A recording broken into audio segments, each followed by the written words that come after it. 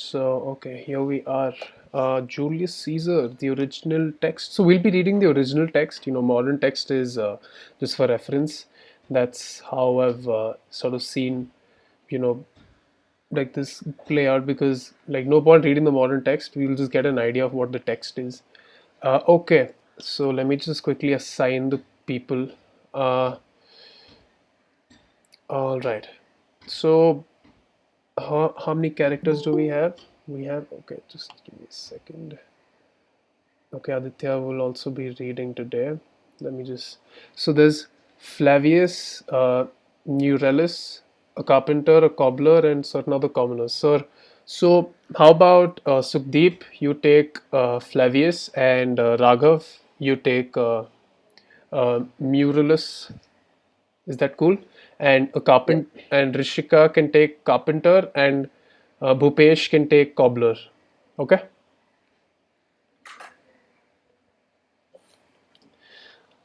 No Fear Shakespeare, Julius Caesar by Spark Notes, original text, Can you see Act the 1. Can you see the screen? No. Just okay, let me share it again. Just a second. Yeah, is it visible now? Yeah. Perfect. So Act 1, Scene 1, enter Flavius. I'll be doing the stage directions for the start part and then we'll keep switching. Enter Flavius, Neurellus, a carpenter, a cobbler, and certain other commoners over the stage. Flavius. hence? Home, you idle creatures, get you home. Is this a holiday? What? No, you not. Being mechanical. You ought not walk upon labouring day without the sign of your profession. Speak. What trade art thou? Why, sir? A carpenter. Where is the leather apron and their rule? What dost thou do with thy best apparel on? You, sir, what trade are you? Truly, sir, in respect of a fine workman, I am but, as you would say, a cobbler. But what trade art thou? Answer me directly. A trade that I hope I may do with a safe conscience, which is indeed, sir, a matter of part. What That trade, thou knave, thou naughty knave, what trade? nay, I beseech you, sir, but not out with me. Yet, if you be out, sir, I can mend you. What meanest thou by that? Mend me, thou saucy fellow? Why, sir, cobble you?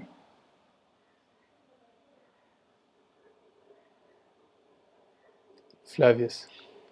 Thou art a cobbler, art thou? Truly, sir, all that I live by is with you all. I meddle with no tradesmen's matters, nor women's matters, but withal, I am indeed, sir, a surgeon to old shoes. When they are in great danger, I recover them. As ever trod upon neat's leather, have gone upon my handiwork. But wherefore art not in thy shop today? Why dost thou lead these men about the streets? Truly, sir, to wear out their get myself into more work. But indeed, sir, we take holiday, Caesar, and to rejoice his triumph. Wherefore rejoice? What conquest brings he home? What tributaries follow him to Rome to grace in captive bonds his chariot wheels? You blocks, you stones, you worse than senseless things. Oh, you hard hearts, you cruel men of Rome, know you not Pompey? Many a time and oft have you climbed up to walls and battlements, to towers and windows, yea, to chimney tops, your infant in your arms, and there have sat the livelong day with patient expectation to see great Pompey pass the streets of Rome. And when you saw his chariot but appear, have you not made a universal shout? That timber trembled underneath her banks to hear the replication of your sounds made in her concave shores? Do you now put your best attire? Do you now pour out a holiday?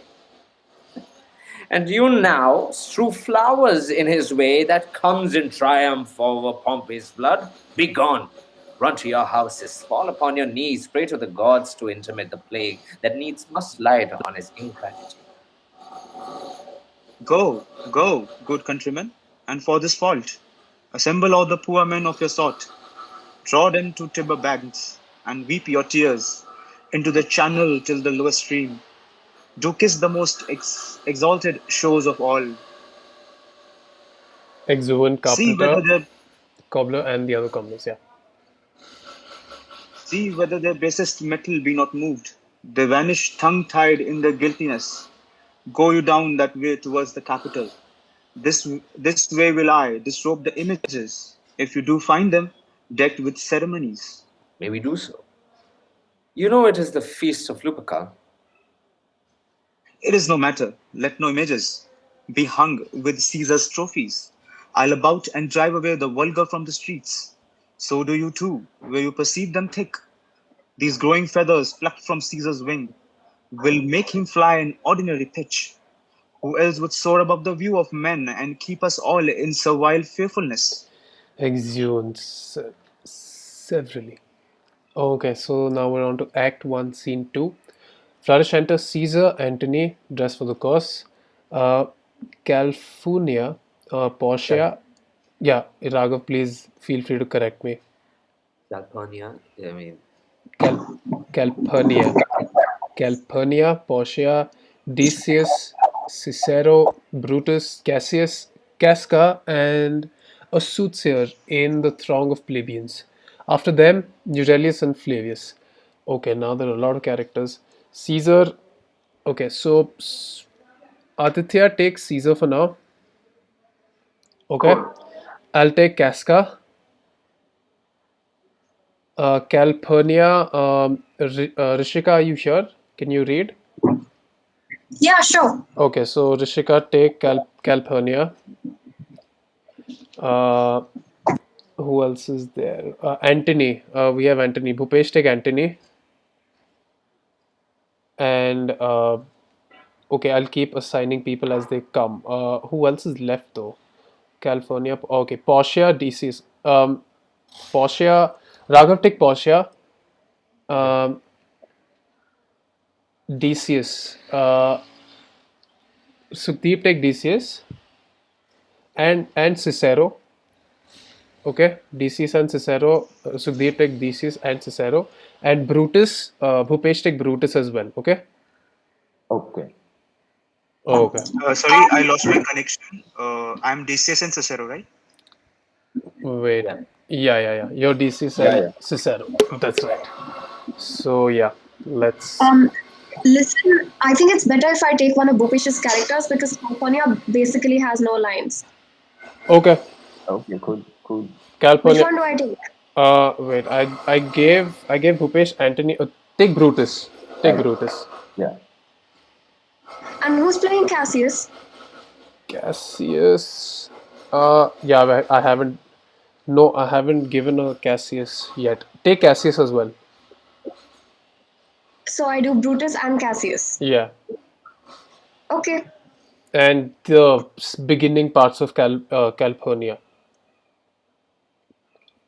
Yeah, sure, that works. Calpurnia. Okay, let's go. Act 1, Scene 2.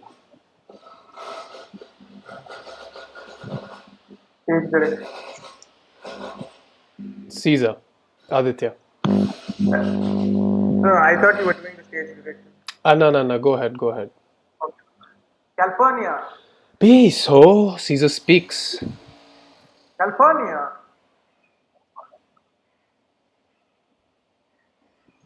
Here, my lord. Stand you directly in Antonius' way when he doth return his course. Antonius, Caesar, my lord. forget not in your steel, Antonius, to touch California, for our elders say the barren touched in this holy chase. Take off this sterile curse. I shall remember. When Caesar says, do this, it is performed. Fed on and leave no ceremony out. Okay, I'll take soothsayer. Caesar. Ha! Who calls? Bid every noise be still. Peace yet again. Who is it in the flesh that calls on me? I hear a tongue, stiller than all the music, cries, Caesar! Speak!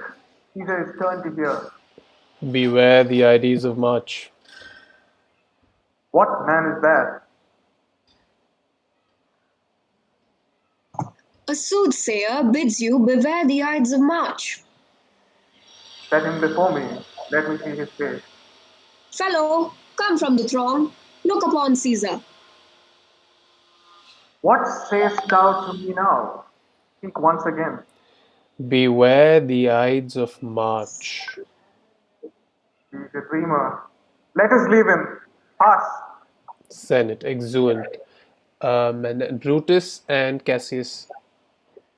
Yeah. Will you go see the order of the course? Not I. I pray you, do.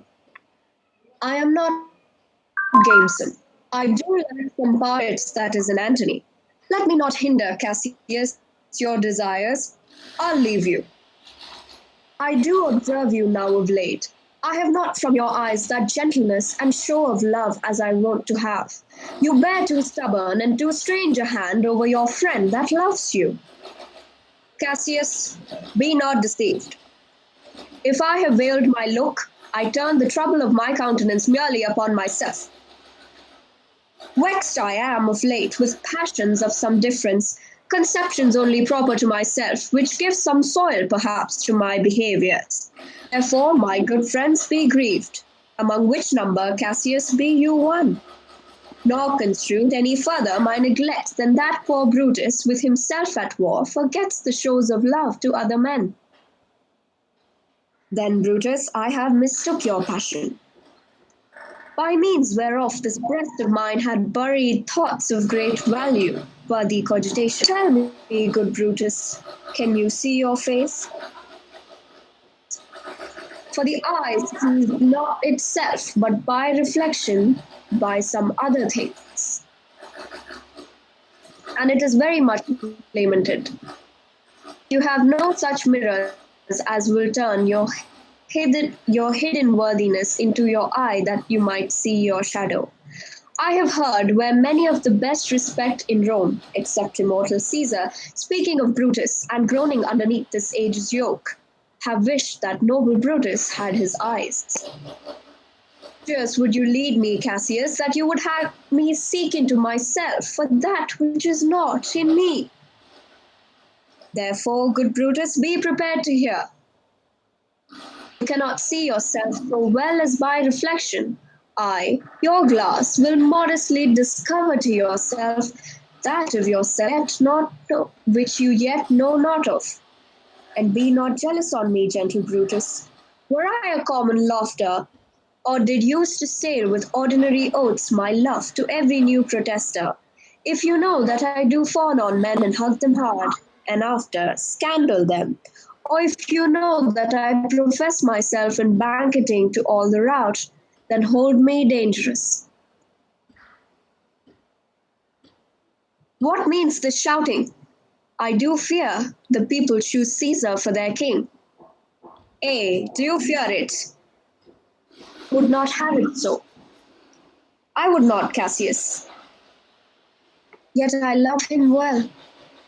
Oh, do you hold me here so long? What is it that you would impart to me? If it ought for good, set honor in one eye and death eyes other, and I will look on both indifferently, for let the gods so speed me as I love the name of honor more than I fear death. I know that virtue to be in you, Brutus, as well as I do know your outward favor. Well, honor is the subject of my story. I cannot tell you what other men think of this life, but for my single self, I had as life not be as lived to be in awe of such a thing as myself. I was born free as Caesar. So were you. We both have fed as well, and we can both endure the winter's cold as well as he. Raw and gusty, the troubled Tiber chafing with her shores. Caesar said to me, "Dearest thou, Cassius, now leap in with me into this angry flood, and swim to yonder point." Upon the word, accoutred as I was, I plunged in and bade him follow. So indeed he did. The torrent roared, and we did buffet it with lusty sinews, throwing it aside and stemming it with hussy. But ere we could arrive the point proposed, Caesar cried, "Help me, Cassius, or I sink!" I, as Aeneas, our great ancestor, did from the flames of Troy upon his shoulder the old Anchises bear, so from the waves of Tiber the tired Caesar. And this man is now become a god, and Cassius is a wretched creature and must bend his body if Caesar carelessly but nod on him.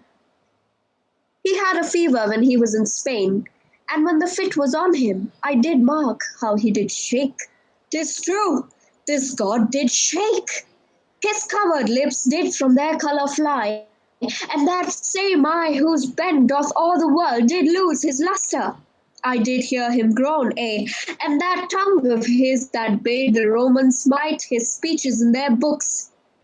Alas, it cried, give me some drink, Titinius, as a sick girl. Ye gods, it doth amaze me, a man of such a feeble temper should so get the start of the majestic world, and bear the palm alone. Shout within, flourish. Bhupesh, just take Brutus for now. Just take the Cool. yeah. Another great shout. I do believe these applauses are for some new honors that have heaped on Caesar. Why, man, he doth bestride the narrow world like a colossus, and we petty men walk under his huge legs and peep about to find ourselves dishonorable graves. Men at some times are masters of their fates. The fault is not in our stars, but in ourselves, that we are underlings. Brutus and Caesar. What should be in that Caesar? Why should that name be sounded more than yours? Write them together. Yours is as fair a name. Sound them. It doth become the mouth as well. Weigh them. It is as heavy. Conjure with them. Brutus will start a spirit as soon as Caesar. Now in the names of all the gods at once, upon what meat does this Caesar feed that he is grown so great? Age, thou art shamed. Rome, thou hast lost the breed of noble bloods. When went there by an age since the great flood? But it was famed with more man. When could they say till now that talked of Rome, that her wide walks encompassed but one man? Now it is Rome indeed, now is it Rome indeed, and room enough, when there is in it but only one man. Oh, you and I have heard our fathers say, there was a Brutus once that would have broke the eternal devil to keep his state in room as easily as a king. That you do love me, I am nothing jealous. What would you work to me? I have some aim. How I have thought of this and these times I shall recount hereafter. For this present, I would not. So, with love, I might entreat you. Be any further moved. What you have said, I will consider. What you have to say, I will with patience hear and find the time, both to meet, to hear, and answer such high things.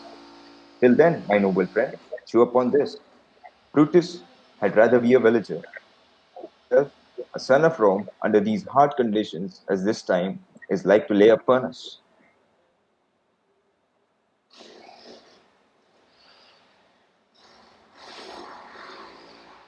I am glad that my weak words have struck but thus much show of fire from Brutus. Enter Caesar and his train, which includes Casca.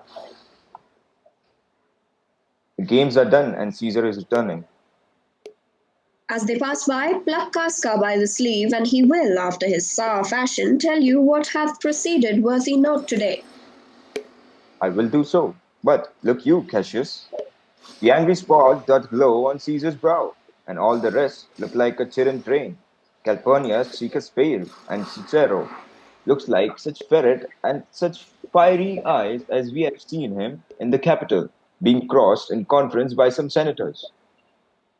Casca will tell us what the matter is. During the exchange between Caesar and Antony, Brutus pulls Casca by the sleeve.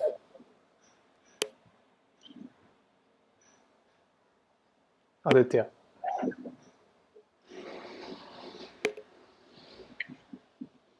Antonio, Caesar? let me have men about me that are fat, weak-headed man and such as sleep a night. Yon Cassius has a lean and hungry look. He thinks too much. Such men are dangerous. Fear him not, Caesar. He's not dangerous. He's a noble Roman and well given. Would he ever fatter? But fear him not. Yet, if my name were liable to fear, I do not know the man I should avoid so soon as that fair Cassius. He reads much, he's a great observer, and he looks quite through the deeds of men. He loves no plays. Thou dost, Antony. He hears no music. Seldom he smiles, and smiles in such a sort as if he mocked himself and scorned his spirit that could be moved to smile at anything. Such men as he be never at heart ease, while they behold a greater than themselves, and therefore are they very dangerous. I rather tell thee what is to be feared than what I fear, for always I am Caesar. Come on my right hand, for this year is death, and tell me truly what thou thinkst of them. Senate, exhumed Caesar and all his train except Casca. You pulled me by the cloak. Would you speak with me? Hey, Casca, tell us what had chanced today that Caesar looks so sad. Why, you were with him, were you not? I should not then ask Casca what had chanced. Why, there was a crown offered him, and being offered him, he put it by with the back of his hand. Thus, then the people fell a shouting. What was the second noise for? Why, for that too? They shouted thrice. What was that last cry for? Why, for that too. Was the crown offered thrice? Aye, marry, wasn't. And he put it by thrice, every time gentler than the other. And even putting by mine honest neighbors shouted.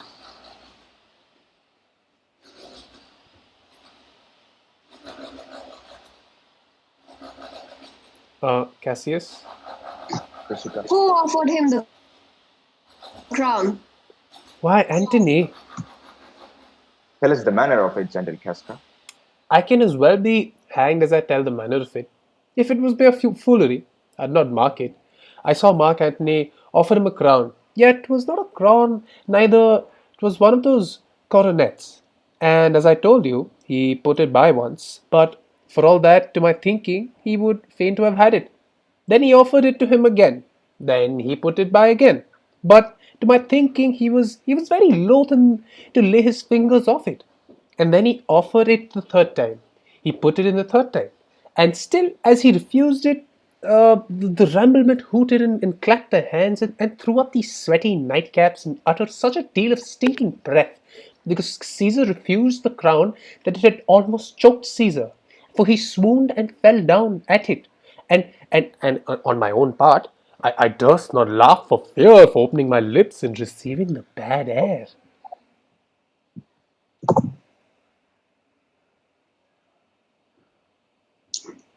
But soft, I pray you. What? Did Caesar swoon? He fell down in the marketplace and foamed at mouth. He was speechless. Is very like. He had the falling sickness. No. No, Yeah, sorry. Caesar has it not. But you and I, and honest Casca, we have the falling sickness. I know not what you mean by that, but I'm sure Caesar fell down. And if the Tagrac people did not clap him and hiss him according to as he pleased and displeased them, as they used to do the players in the theatre, then I am no true man. He came unto himself. Marry, before he fell down, when he perceived the common herd was glad he refused the crown, he plucked me up his doublet and offered them this throat to cut. And I had been a man of any occupation. If I wouldn't have taken him at word, I might go to hell among the rogues. And so he fell. And when it came to himself again, he said, if he'd done or said anything amiss, he desired that the worships should think that it was his infirmity. 3 or 4 wrenches where I stood and cried, "Alas, good soul," and forgave him with all their hearts. But there's no heed to be taken from them. If Caesar had stabbed their mothers, they would have done no less. And after that, he came the sad way. Aye, Did Cicero say anything? aye, he spoke Greek. To what effect? Hey, and I tell you that I never look you in the face again. But those that understand him smiled at one another and shook their heads. But for mine own part, it was all Greek to me. I could tell you more news too. Euryalus and Flavius, pulling scarves off Caesar's images, are put to silence. Fare you well. There was more foolery yet, if I could remember it. Will you sup with me tonight, Castor? Nope. I am promised forth. Will you dine with me tomorrow? Aye, if I be alive and your mind whole and your dinner worth eating, Good. I will expect you. do so. Farewell, both. What a blunt fellow this has grown to be. He was a quick mirror when he went to school. So is he now in execution of any bold or noble enterprise. However, he puts on this tardy form. It is a sauce to his good wit, which gives men stomach to digest his words with better appetite. And so it is. For this time, I will leave you. Tomorrow, if you please, speak to me. I will come home to you. Or, if you will, come home to me, and I will wait for you. I will do so. It'll be work. Exit Well, Brutus. Brutus, thou yet I see thy honourable metal may be rot. From that it is disposed. Therefore it is meet that noble minds keep ever with their likes, for who's so firm that cannot be seduced? Caesar doth bear me hard, but he loves Brutus. If I were Brutus now and he were Cassius, he should not humour me. I will this night in at his windows throw, as if they came from several citizens, writings all tending to the great opinion that Rome holds of his name, wherein obscurely Caesar's ambition shall be glanced at. Let Caesar seat him sure, for we will shake him, or worse days endure. Act 1, Scene 3. Thunder and lightning. Enter Casca and Cicero. Who was Cicero again? I was. Oh, okay. Go ahead. Good evening, Casca. Brought you Caesar home. Why are you breathless? And why you stare so? And why stare you so? Are you not moved when all the sway of the earth shakes like a thing uniform? Oh, Cicero, I've seen tempests when the scolding winds have rived knotty oaks, and have seen the ambitious ocean swell and rage and foam to be exalted with threatening clouds, but never till tonight, never till now, did I go through a tempest dropping fire. Either this is a civil strife in heaven, or else the world too saucy with the gods and senses them to send destruction. Why? Saw you anything more wonderful? A common slave. You know him well by sight. Held up his left hand, which he did flame and burn like 20 torches joined, and yet his hand, not sensible of fire, remained unscorched. Besides, I had not since put up my sword. Against the Capitol I met a lion, who glared upon me and went surly by, without annoying me, and they were drawn upon a heap of 100 ghastly women, transformed with fear, who swore they saw men in all fire walk up and down the streets. And yesterday the bird of the night did sit, even at noonday, upon the marketplace, hooting and shrieking. When these prodigies do so conjointly meet, let not men say these are their reasons, they are natural. For I believe that those portentous things unto the climate that they point upon. Indeed, it is a strange disposed time. But men may construe things after their fashion, clean from the purpose of the things themselves. Comes Caesar to the capital tomorrow? He doth. For he did bid Antony send word to you he would be there tomorrow. Good night then, Casper. This disturbed sky is not to walk in. Farewell, Cicero. Exit Cicero, enter Cassius. Who's there? A Roman. Casca, by your voice. Your ear is good. Cassius, what a night is this? A very pleasing night to honest men. Whoever knew the heavens menace so? Um, Excuse me. I am so sorry to interrupt, but I have.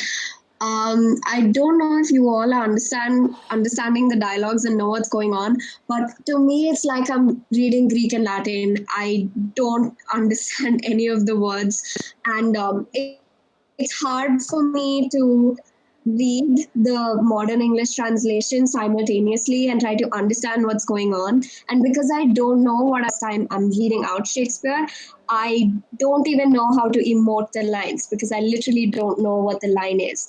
So I have a request and a suggestion. From now on, only if you're okay with it, can we read the modern English translation instead? I feel that we'll actually understand what we're doing in these 3 hours and we'll understand the script and we'll be able to emote the lines because I'm just reading it out in a way that I think Shakespeare dialogues should be read out, but I can't emote because I don't know what the lines are. So is it okay? So The modern English I version think read? I think this is just a general thing how to understand the emotion in text, whether they're using positive words or they're using negative words, right? It's Okay. not even about the thing. If they talk about that, the earth is so full of faults, you already know, they're trying to pick apart something.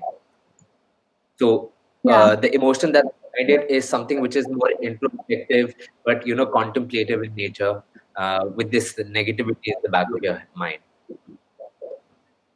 So it's Yeah. the confusing part is actually the words that he's using, but not the point that he's trying to make. Don't focus on the words that he's using. So, for example, if you notice the scene between Cassius, Brutus, and Casca, they are talking about him, about Caesar negatively, and the terms that they use for him, the one that they use for him is sarcastically. They be like, I'd rather be a villager than be a son of Rome, because fuck Caesar. Yeah. I think just focus on find one word which will take you through the thing. You don't need to focus on everything. Yeah, that's what I've been doing so far, but I'm still not satisfied with it. I mean, while reading Cassius's lines, I know that he's trying to poison Brutus's mind, Caesar, and everything. But I want to know if it is fine if we read the modern English version. If you want to, like stay with the feel of the Shakespeare in English, then that's fine. But Aditya, can you tell me? So like what Raghav said, of course, reading Shakespeare text as it goes is, like you aren't going to get it like the moment you're reading it. But like what Raghav said, and I feel like what I felt till what I've read again is, I mean, there is a part of me again which also wants to know what's happening in the plot. But when I just focus on the character and his dialogue, I do like I get what you're saying. Like you don't know how to emote, but like yeah, I mean, I can see why that can be a little annoying. That becomes annoying for people, but I am honestly cool with both. Since you offer to read the classic, the modern text, the sort of the English form of it, we can do that as well, or we can continue with the original Shakespearean thing. If I mean, if everyone So you are else, saying you are okay with both? yeah, exactly. So I'm just like putting it out to everyone right now so that we can continue. Why don't we discuss it after every 2 to 3 scenes and continue reading the Shakespearean text? Um, Yeah, that's also a suggestion. I'm just like open to hearing suggestions. So Shall we take a vote for everyone, like which they prefer? yeah, sure. That's what I'm trying to do. Trying to get everyone's input. Avik said we could do Shakespeare with like discussing things every 2 to 3 scenes, which also seems reasonable. Like scene के end में बस ऐसी just to paraphrase it, whoever has like long dialogue scheme like अच्छा basically so I'm talking about this and this. Uh, or we could just read the English form of it. Sudeep, Bhupesh, Aditya, Raghav, what do you guys think? Shakespeare or up like the modern text? I'm okay with both. Wow, you're gonna make I me I'm scapegoat Shakespeare. me. Cute. I'll go with Shakespeare. I go with Shakespeare. 1, 2, 3, See, as 4. far as we are understanding the gist of the scene, I'm also okay with Shakespeare, but I understand what she's saying also, that the modern English is much more easy I to know. understand. I But get that. yeah, I'm okay with Shakespeare. I mean, if we get the main context of what is happening. So what we can do is we can continue in Shakespeare, and at the end of every scene, we can just have like a quick recap because I think Raghav can also add to that because Raghav has a rough idea of the entire graph of the play. So if Raghav or whoever, like if it's the character who ends the scene, can also just like quickly give like a like a 2 sentence summary of what's been happening so that everyone's in the loop of the plot. Does that work for you, Rishika? Um, Won't be a sorry. yes, I I'm okay with that. The problem was that I didn't understand what was happening. So if someone explains it, then my problem is mostly solved. The only Perfect. problem I had with reading Shakespeare in English was that I'm not satisfied with how much I'm emoting it. But this is not professional. I'm not auditioning. I guess it's fine. Yeah, I mean, yeah, Let's that's just go ahead. If I or have a maybe. problem with it, I'll tell you guys again at the end of a scene. I checked, like, I didn't want to interrupt right now. I wanted to interrupt at the ending of a scene, but it seemed to go on for so long. So, yeah, That's fine. so if somebody explains it, then that would be great. Yes. Just so then before we continue, can some like bro Raghav, हाँ यार bro, एक recap दे देना bro, like it'll be helpful to Yeah. us. So I see the till now everything that's happening is this is Caesar is returning. Right. Okay, he's going to be crowned the king of Rome, and Brutus and Cassius are there like, bro, Antony. Like, nay, like, why is this guy? He hasn't done jack shit. Hmm. Just Hmm. because he's the namesake. No, he's Caesar. He's got the name, and that's why he's getting the crown. Right. And in Act One, Scene One, it's just people entering. They're introducing themselves. They're assuming power. You Hmm. see who's your assuming status in that. Right. Then in the scene, which usually happens in most Shakespeare plays, is plotting happens against the main character. You'll see it in As You Like It as well, and you'll see it in this. They are planning against overthrowing Caesar. Hmm. You know, they're saying that, and Cassius is inciting that. Like he's starting the fire, and then Casca comes, and Casca just pours a little bit of kerosene in that fire. It's Right. just like, now you see this. But Casca is actually the real bitch in this whole play because she's the one who's oscillating between both sides. Hmm. Kind of, play. She's like, oh my god, have you heard this? Oh my god, ये कैसे हो गया? I've never seen something like this. This is so bad. So in actual scenes, that's what's happening. That Casca is kind of, um, you know, giving that second perspective. Uh, Right. her side that मैंने इतनी बुरी खबर कभी नहीं सुनी यार मैं तेरे को और थोड़ा बुरी खबर सुनाता हूँ that sort of feel that she's getting. So this is they're like establishing plotting, and now after this they're gonna they will obviously continue, and then we'll see what happens. Perfectos. So I think that should help a little bit for Okay. everyone to get back to where we were. गंदी ननद की तरह चुगलियां कर रही है उधर Exactly. Exactly. So yeah, let's continue then. Can you guys see the screen? Yeah. Perfect. So I think I was at Casca, if I'm not wrong. Line No, I have to start with. with Cassius. Okay, go ahead. Yeah. Those that have known the earth so full of faults. For my part, I have walked about the streets, submitting me until the perilous night, and then thus unbraced. Casca, as you see, have bared my bosom to the thunderstorm. Through lightning seemed to open the breast of heaven. I did press even in the aim and very flash of it. But wherefore did you so much tempt the heavens?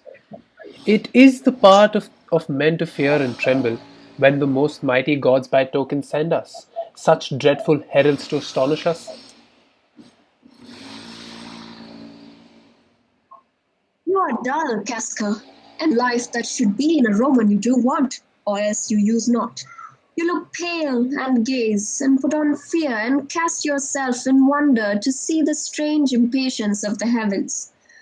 But if you would consider the true cause, why all these fires, why all these gliding ghosts, why birds and beasts from quality and kind, why old men fool and children calculate, why all these things change from their ordinance, their nature and faculties to monstrous quality, why you shall find that heavens hath infused with these spirits to make them instruments of fear and warning unto some monstrous state. Now could I cast name to thee a man most like this dreadful night that thunders, lightens open graves, and roars as doth the lion, a man no mightier than thyself or me in personal action, yet prodigious grown and fearful as these strange eruptions are. 'Tis Caesar that you mean, is it not, Cassius? Let it be who it is. For Romans now have thews and limbs like to their ancestors, but woe the while, our fathers' minds are dead, and we are governed with our mother's spirits. Our yoke and sufferance show us womanish. Indeed. They say that senators tomorrow mean to establish Caesar as a king, and he shall wear his crown by the sea and land in every place, save here in Italy. I know where I will wear this dagger then. Cassius from bondage will deliver Cassius. Therein, ye gods, you make the weak most strong. Therein, ye gods, you tyrants do defeat. Nor walls of beaten brass, nor airless dungeon, nor strong links of iron can be retentive to the strength of spirit. But life, being weary of these worldly bars, never lacks power to dismiss itself. If I know this, know all the world besides, that part of tyranny that I do bear, I can shake off at pleasure. Thunder still. So can I. So every born man in his own hand bears the power to cancel his captivity. And why a tyrant then? Poor man! I know he would not be a wolf, but that he sees the Romans are but sheep. He were no lion, were not Romans hinds. Those that with haste will make a mighty fire begin it with weak straws. What trash is Rome, what rubbish and what offal, when it serves for the base matter to illuminate so vile a thing as Caesar! But, oh grief, where has I perhaps speak this before a willing bondman, that I know my answer must be made. But I am armed, and dangers to me indifferent. You speak to me, Casca, and to such a man there is no fleering telltale. Hold my hand. Be factitious for redress of all these griefs, and I will set this foot of mine as far as who goes farthest. There's a bargain made. Now know you, Casca, I have moved already some certain of the noblest minded Romans to undergo with me an enterprise of honourable, dangerous consequence. And I do know by this they stay for me in Pompey's porch. fearful night, there is no stay or walking in the streets, and the complexion of the element in favors like the work we have in hand, most bloody, fiery, and most terrible. Enter Cinna. Stand close a while, for here comes the one in haste. 'Tis Cinna. I do know him by his gait. He's a friend. Cinna, where haste you so? Raghav doing Cinna, or who was doing Cinna? Nobody assigned, right? Yeah, Raghav, go. Go for Cinna. To find out you. Who's that? Metal Simba? No, it is Casca, one incorporate to our attempts. Am I not stayed for, Cinna? I'm glad on it. What a fearful night is this. There's two or three of us have seen strange nights. Am I not stayed for? Tell me. Yes, you are. Oh, Cassius, if you could but win the noble Brutus to our party. Be you content. Good sinner, take this paper, and look you lay it in the praetor's chair where Brutus may but find it, and throw this in at his window. Set this up with wax upon old Brutus' statue. All this done, repair to Pompey's porch, where you shall find us. Is Decius Brutus and Trebonius there? All but Metal Simba, and he is gone to seek you at your house. Well, I will hie and so bestow these papers as you bade me. That done, repair to Pompey's theatre. Come, Casca. You and I will yet ere day see Brutus at his house. 3 parts of him is ours already, and the man entire upon the next encounter use him ours. Oh, he sits high in all these people's hearts, and that which could appear offense in us, his countenance, like his richest alchemy, which will change to virtue, to worthiness. Him and his words, and our great need of him. You have right well conceded. Let us go, for it is after midnight, and ere day we will awake him and be sure of him. Exeunt. Act 2, Scene 1. Who was Lucius, just by the way? Was anyone assigned Lucius? Nay. Okay, so Aditya do Lucius, and Brutus is Bhupesh, so continue. What, Lucius Ho? I cannot by the progress of the stars give guest now near to day. Lucius, I say, it would I would it were my fault to sleep so soundly. When? Awake, I say. What, Lucius? Call you, my lord? Get me a taper in my study, Lucius. When it is lighted, come and call me here. I will, my lord. It must be by his death, and for my part, I know no personal cause to scorn everything. But for the general, he would be crowned. How that might change his nature, that's the question. It is the bright day that brings forth the error, and that craves very walking. Crown him that, and then, I grant, we put a sting on him, that at his will he may do danger with. The abuse of greatness is when it disjoins remorse from power. And to speak the truth of Caesar, I have not known when his affection swayed more than his reason.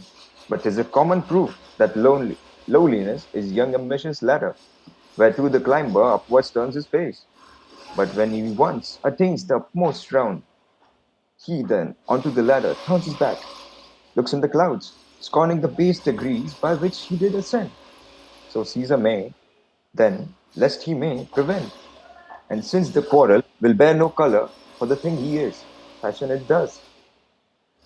That what he is, augmented, would run to these and these extremities, and therefore think of him as serpent's eggs which hatched, would as his kind grow mischievous, and kill him in the shell. The taper burneth in your closet, sir.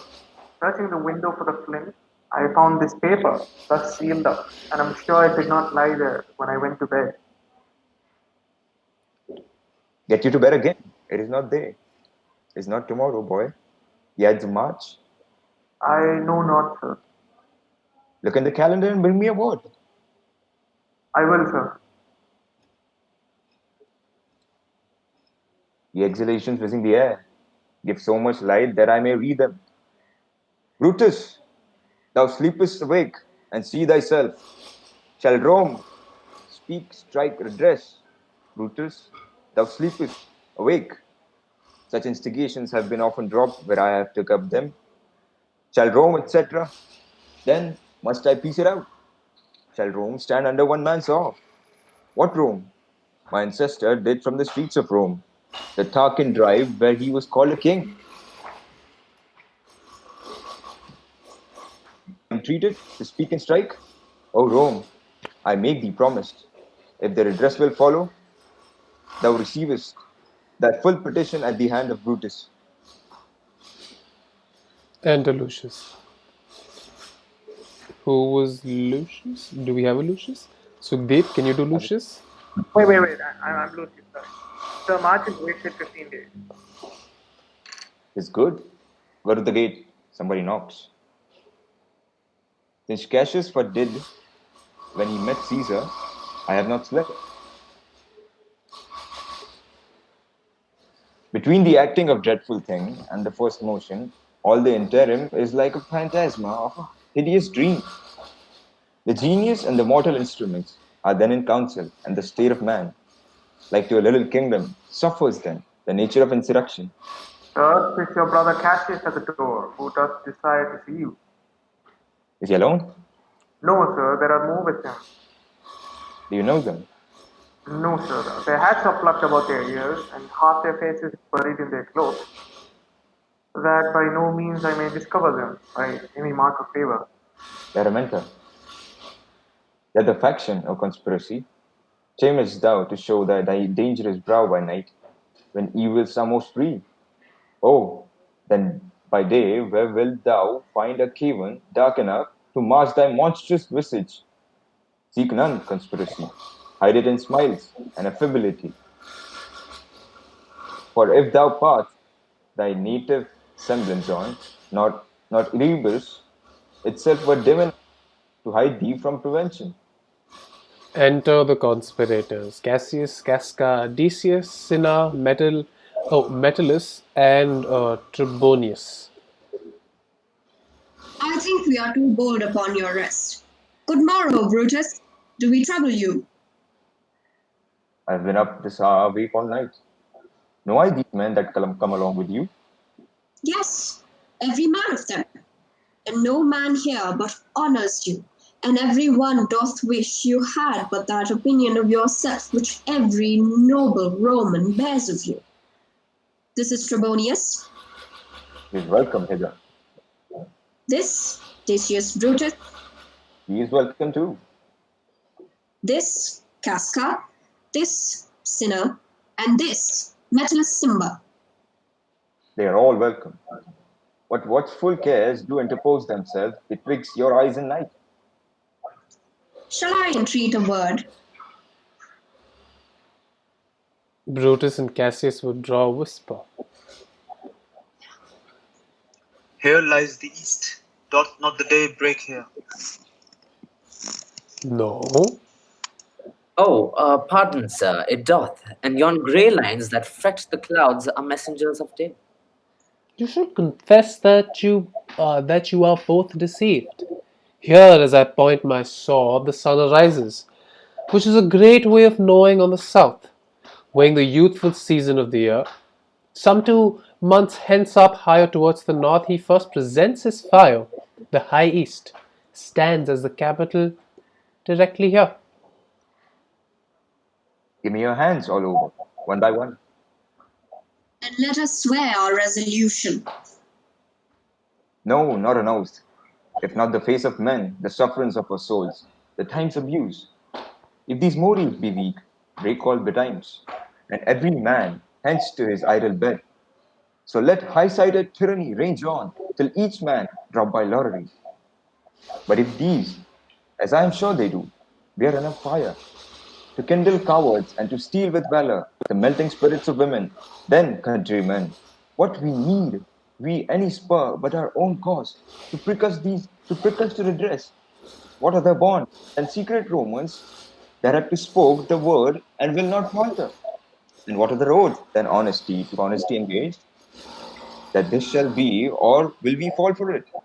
Swear priests and cowards and men cautelous, old feeble carrions, and such suffering souls that welcome wrongs, and to bad causes swear such creatures as men doubt, but do not stain the even virtue of our enterprise, nor the insuppressive metal of our spirits, to think that or a cause or a performance, they need an oath, when every drop of blood that every nobly bears is guilty of a several bastardy, if he do break the smallest particle, or if any promise that had passed from him.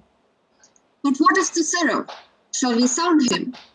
I think he will stand very strong with us. Let us not leave him out. No, by no means. Okay, Metellus. Yeah, It's a sign, right, Metellus? Yeah. Yeah, go ahead. Oh, let us have him, for his silver hairs will purchase us a good opinion, and by men's voices to commend our deeds. It shall be said his judgment ruled our hands. Our youths and wilderness shall not wit appear, but all buried in his gravity. Oh, name him not, let us not break with him. He will never follow anything. The other men begin. Then leave him out. Indeed, he is not fit. Shall no man else be touched but only Caesar? Yes, well urged. I think it does not meet Mark Antony, so well beloved of Caesar, should outlive Caesar. We shall find of him a shrewd contriver. And you know, his means, if he improve them, may well stretch so far as to annoy us all, which to prevent, let Antony and Caesar fall together. A course will seem to bloody. Caius Cassius, they cut the head off and then hack the limbs, like wrath in death and envy afterwards. So Antony is but a love of Caesar. Let us be sacrificers, but not butchers, Caius. We all stand up against the spirit of Caesar, and then in the spirit of men, there's no blood. Oh, that we then could come by Caesar's spirit and not dismember Caesar. But alas, Caesar must bleed for it. And gentle friends, let's kill him boldly but not wrathfully. Let's carve him as a dish fit for the gods, not hew him as a carcass fit for the hounds. And let our hearts, as subtle masters do, stir up their servants to an act of rage, and after seems to chide them. This shall make our purpose necessary and not envious, which is so appearing to the common eyes. We shall be called perjurers, not murderers. And for Mark Antony, think not of him, for he can do more than Caesar's arms when Caesar's head is off. Yet I fear him, for in the engrafted love he bears to Caesar, Alas, good Cassius, do not think of him. If he loves Caesar, all that he can do is to himself. Take thought and die for Caesar. And that were much he should, for he is given to sports, to vileness, and much company.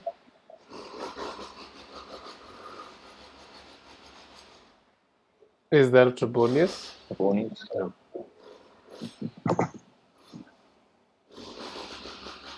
Sukhdeep? Sukhdeep, yeah, I think Sukhdeep was Trebonius. Just take Trebonius for now. There is no fear in him. Let him not die, for he will live and laugh at this hereafter. Heat, count the clock. the clock hath stricken. Tis time to part.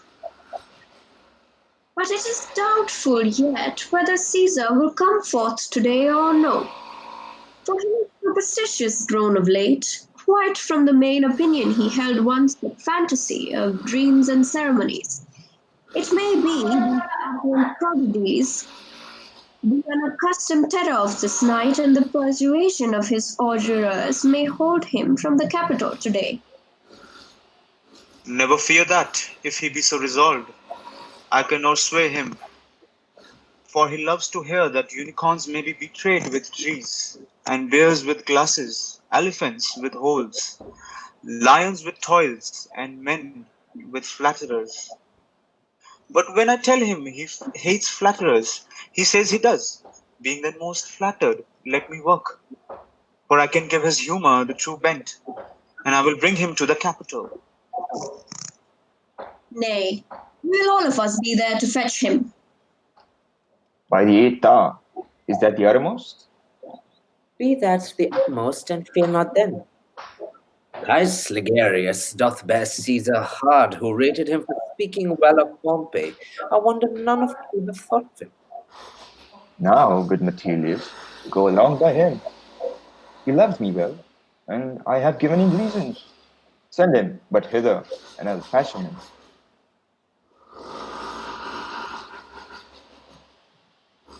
The morning come upons. Welcome you, Brutus. And, friends, disperse yourselves. But all remember what you have said, and show yourselves true Romans. Good gentlemen, look fresh and merrily. Let not our looks put on our purposes, but bear it as our Roman actors do, with untired spirits and formal constancy. And so, good morrow to you, everyone. Boy, Lucius, fast asleep. It is no matter.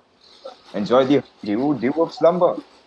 Thou hast no figures, no fantasies, which busy care draws in the brains of men. Therefore, thou sleepest so sound. Brutus, my lord, Portia, what mean you? Wherefore rise you now? It is not for your health thus to commit. Raw, whole morning. nor for yours neither. You have heard ungently Brutus stole from my bed, and yesternight at supper you suddenly arose and walked about, musing and sighing with your arms crossed. And when I asked you what the matter was, you stared upon me with ungentle looks. I urged you further, then you scratched your head, and too impatiently stamped with your foot. Yet I insisted, yet you answered not, but with an angry wafture of your hand gave sign for me to leave you.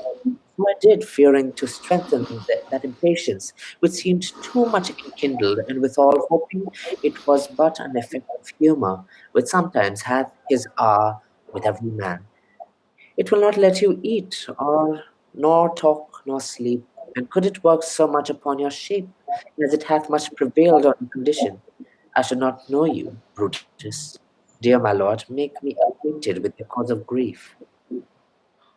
I am not well in health, and that is all.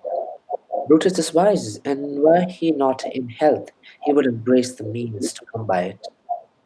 Why? So I do, good Portia. Go to bed. Is Brutus sick?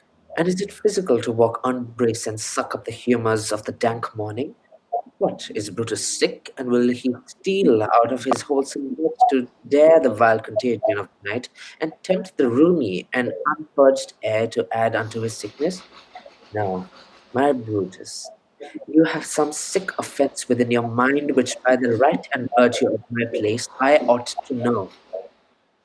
And upon my knees I charm you by my once commended beauty, by all your vows of love and that cruel vow which did incorporate and make us one, that you unfold for me yourself, your half, what you are heavy and what men tonight have had to resort to you. Here have been some 6 or 7 who did hide their faces, even from darkness.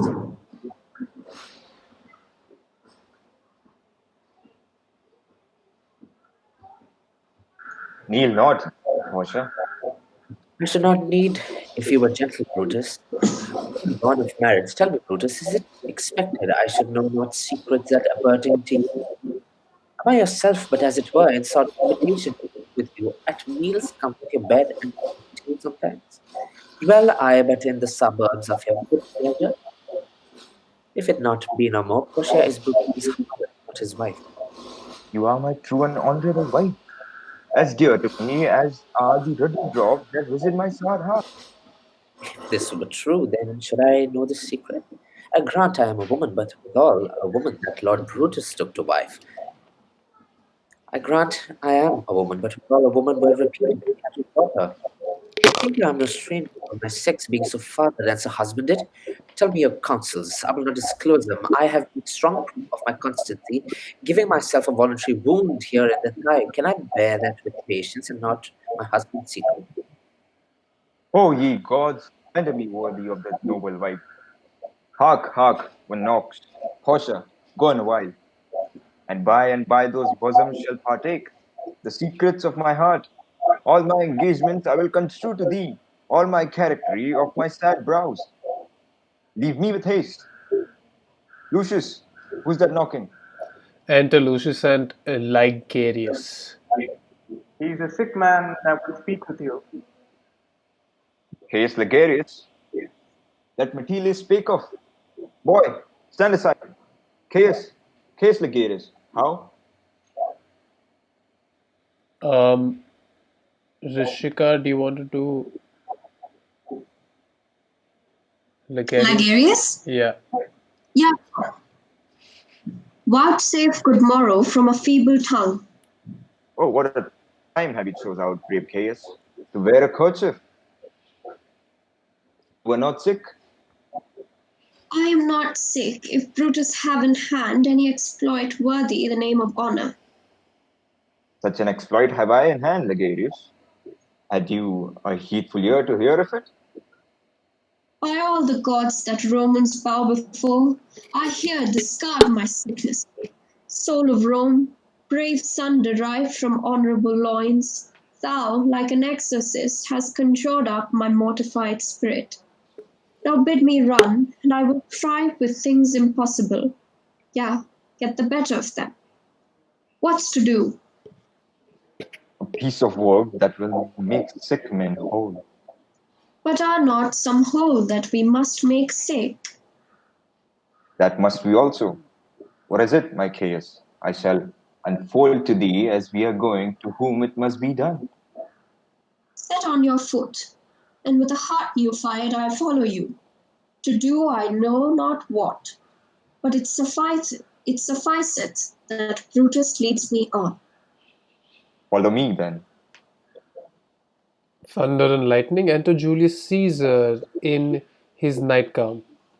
Nor have Excuse me. California is Caesar's wife, right? If Yes. yeah. I'd like to read for California, please. Yeah, sure. Go ahead. Okay. I will continue with Caesar. Yeah, Aditya, continue. Nor heaven nor earth has been at peace tonight. Thrice hath California in her sleep cried out, Help, ho! They murder Caesar! Who's within? My lord. My, Oh, go ahead. my lord. Go bid the priests to present sacrifice and bring me their opinions of success. My will, my lord. What mean you, Caesar? Think you to walk forth? You shall not stir out of your house today. Caesar shall forth. The things that threaten me never look but on my back. When they shall see the face of Caesar, they are vanished. Caesar, I never stood on ceremonies, yet now they fright me. There is one within, besides the things that we have heard and seen, recounts most horrid sights seen by the watch. A lioness hath wept in the streets, and graves have yawned and yielded up their dead. Warriors fought upon the clouds in ranks and squadrons, and the right form of war which drizzled blood upon the Capitol. The noise of battle hurtled in the air, horses did neigh, and dying men did groan, and ghosts did shriek and squeal about the streets. Oh, Caesar, these things are beyond all use, and I do fear them. What can be avoided whose end is purposed by the mighty gods? Go forth, for these predictions are to the world in general as to Caesar. When beggars die, there are no comets seen. The heavens themselves blaze forth the death of princes. Cowards die many times before their death. The valiant never taste of death but once. Of all the wonders that I yet have heard, it seems to me most strange that men should fear, seeing that death a necessary end will come when it will come. What say the augurers, Gollum, my servant? They would not have you to stir forth today. Plucking the entrails of an offering forth, they could not find the heart within the beast. The gods do this in shame of cowardice. Caesar should be a beast without a heart if he should stay at home today for fear. No, Caesar shall not. Well, That Caesar is more dangerous than he. We are two lions littered in one day, and I the elder and more terrible, and Caesar shall go forth. Alas, my lord, your wisdom is consumed in confidence. Do not go forth today. Call it my fear that keeps you in the house and not your own. We'll send Mark Antony to the Senate House, and he shall say you are not well today. Let me, upon my knee, prevail in this. Mark Antony shall say not well, and for thy humor I will stay at home. Here's Decius Brutus, he shall tell them so. Caesar, all hail. Good morrow, worthy Caesar. I come to fetch you to the Senate house. And you are come in very happy time to bear my greeting to the senators and tell them that I will not come today. Cannot false, and that I dare not false, sir. I will not come today. Tell them so, Decius. Say he is sick. Shall Caesar send a lie? Have I in conquest stretched mine arm so far to be afraid to tell grey beards the truth? Theseus, go tell them Caesar will not come. Most mighty Caesar, let me know some cause, lest I be laughed at when I tell them so. The cause is in my will. I will not come. That is enough to satisfy the Senate. But for your private satisfaction, because I love you, I will let you know. Calpurnia here, my wife, stays me at home. Till tonight she saw my statue, which, like a fountain with an hundred sprouts, did run pure blood. Many lusty Romans came smiling and did bathe their hands in it, and these does she apply for warnings and portents and evils imminent, and on her knee had begged that I will stay at home today. This dream is all misinterpreted. It was a vision fair and fortunate. Your statue sprouting blood in many pipes, in which so many smiling Romans bathed, signifies that from you great Rome shall suck reviving blood, and that great men will press from tinctures, stains, relics, and cognizance. This by Calpurnia's dream is signified. And this way have you well expounded it. I have. When you have heard what I can say, and know it now, the Senate has concluded to give this day a crown to mighty Caesar. If you shall send them word you will not come, their minds may change. Besides, if were a mock act to be rendered for someone to say, break up the Senate till another time, when Caesar's wife shall meet with better dreams. If Caesar hide himself, shall they not whisper, lo, Caesar is afraid. Pardon me, Caesar, for my dear, dear love to your proceeding bids me tell you this, and reason to my love is liable. How foolish do your fears seem now, Calpurnia? I am ashamed. I did yield to them. Give me my robe, for I will go. And look where Publius is come to fetch me. Okay, we have Enter Brutus, Ligarius, Metellus, Casca, Trebonius, Cinna, and Publius. Who was doing Publius? No one yet. Nobody yet. Bhupesh, you want to take Publius? Okay, cool. Yeah. Good morrow, Caesar. Welcome, Publius. What, Brutus, are you stirred so early too? Good morrow, Casca, Alius Ligarius. Caesar was never so much your enemy, as that same ague which hath made you lean. What is it o'clock? Caesar, the struck an 8. I thank you for your pains and courtesy. See, Antony, that revels longer nights, if not withstanding up. Good morrow, Antony. So the most noble Caesar. Bid them prepare within. I am to blame to be thus waited for. Alcina, a metal.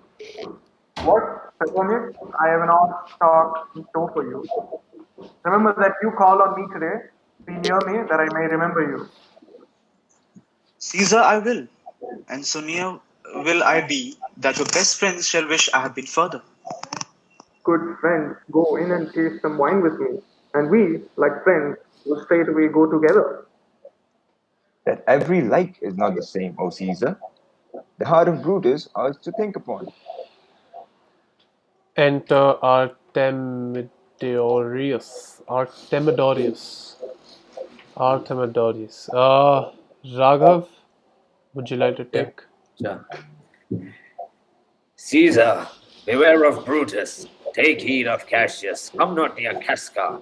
Have an eye to Cinna. Trust not Trebonius. Mark well Metellus Timber.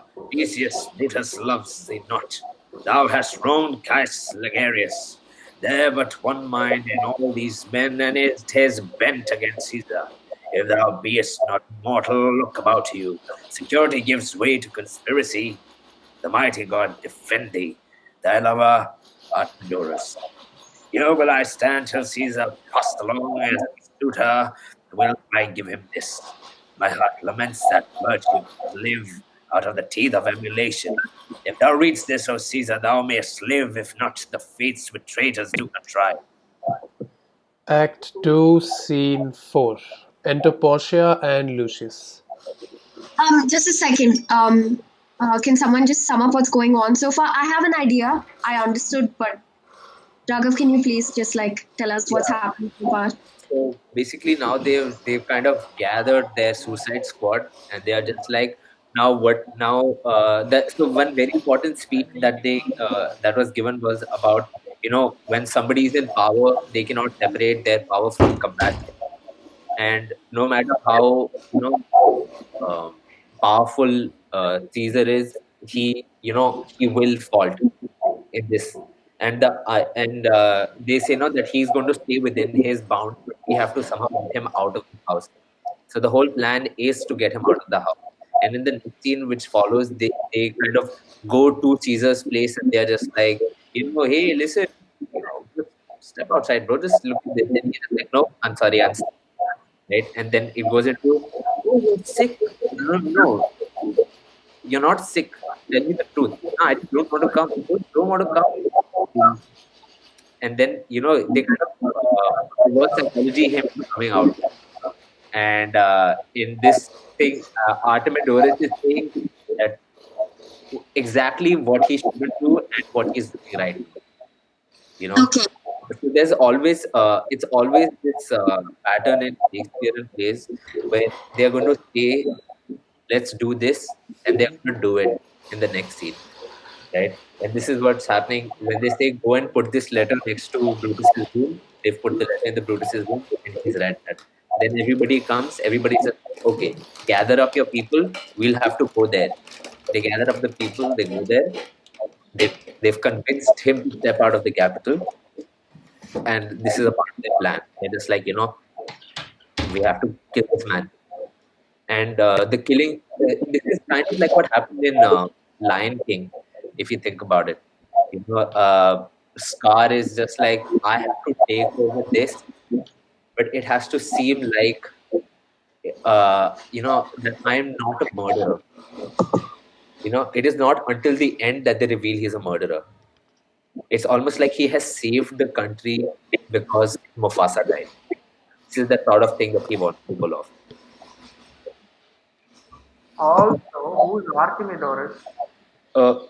He seems to be like a companion or like a minister. He's you can say he's like Tenali Raman of Caesar. Oh, okay. So yeah. Like, why is he talking about like warning Caesar right now? I mean, like, he could have just like told him directly before. So, and also, how did he learn about this? But so there's all it's I mean, it's a device. I don't know if they use it in a stage direction, but there are people who are hiding and listening.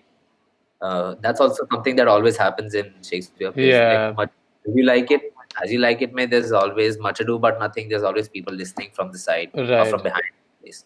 So I think Artemidorus has heard all of this, and he's just like, I'm writing this letter, but I have to be very secretive about it. I have to pass this on before Caesar does something stupid. And what is this foreshadowing? Caesar is going to do something stupid. Absolutely. Yeah, legend.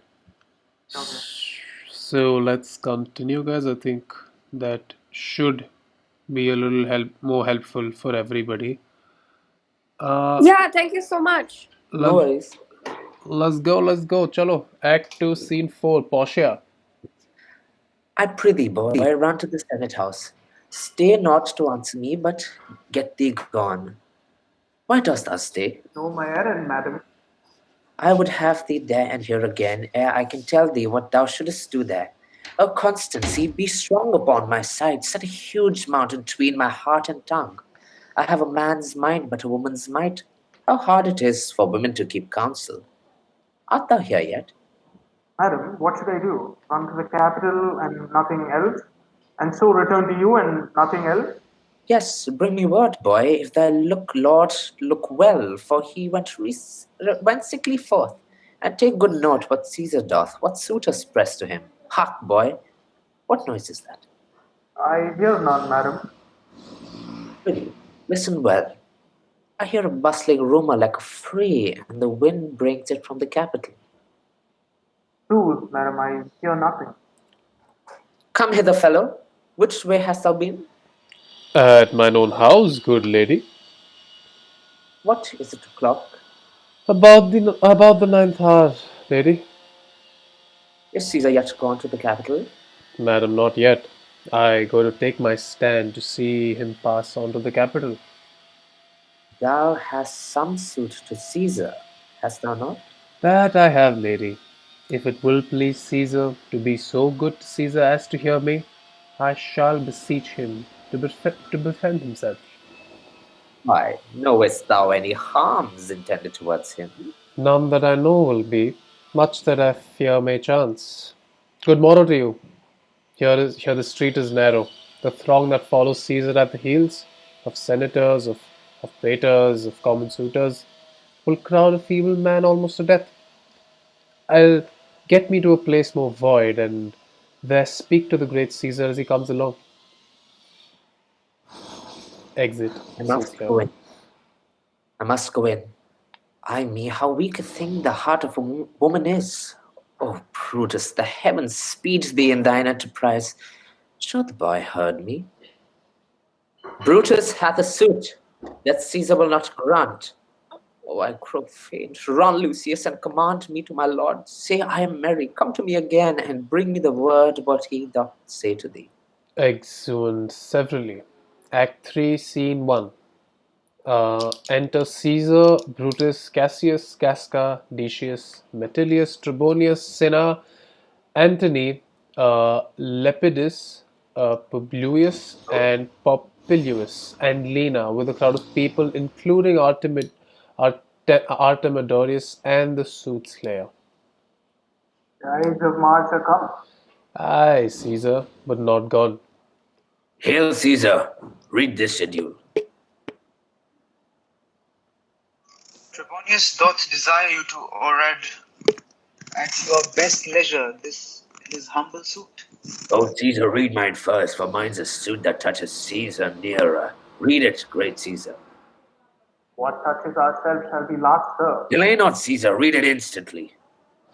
What? Is this fellow mad?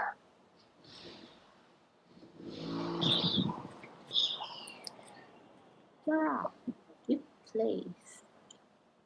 Oh, sorry. Sarah, give place. What? Urge you your petitions in the street? Come to the Capitol. Caesar's party moves aside to the Senate House. Popilius. Is anyone assigned yet? No. No one. I'll take Popilius then. I wish your enterprise today may thrive. What enterprise, Popilius? Fare you well. What said Popilius, Lena? He wished today our enterprise might thrive. I fear our purpose is discovered.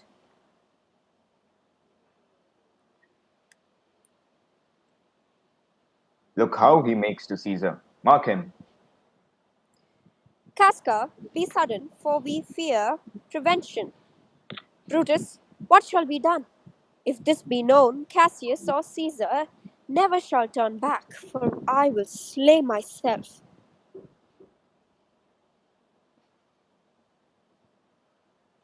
Bhupesh. Cassius, be constant. Popilius, Lena, speaks not of our purposes.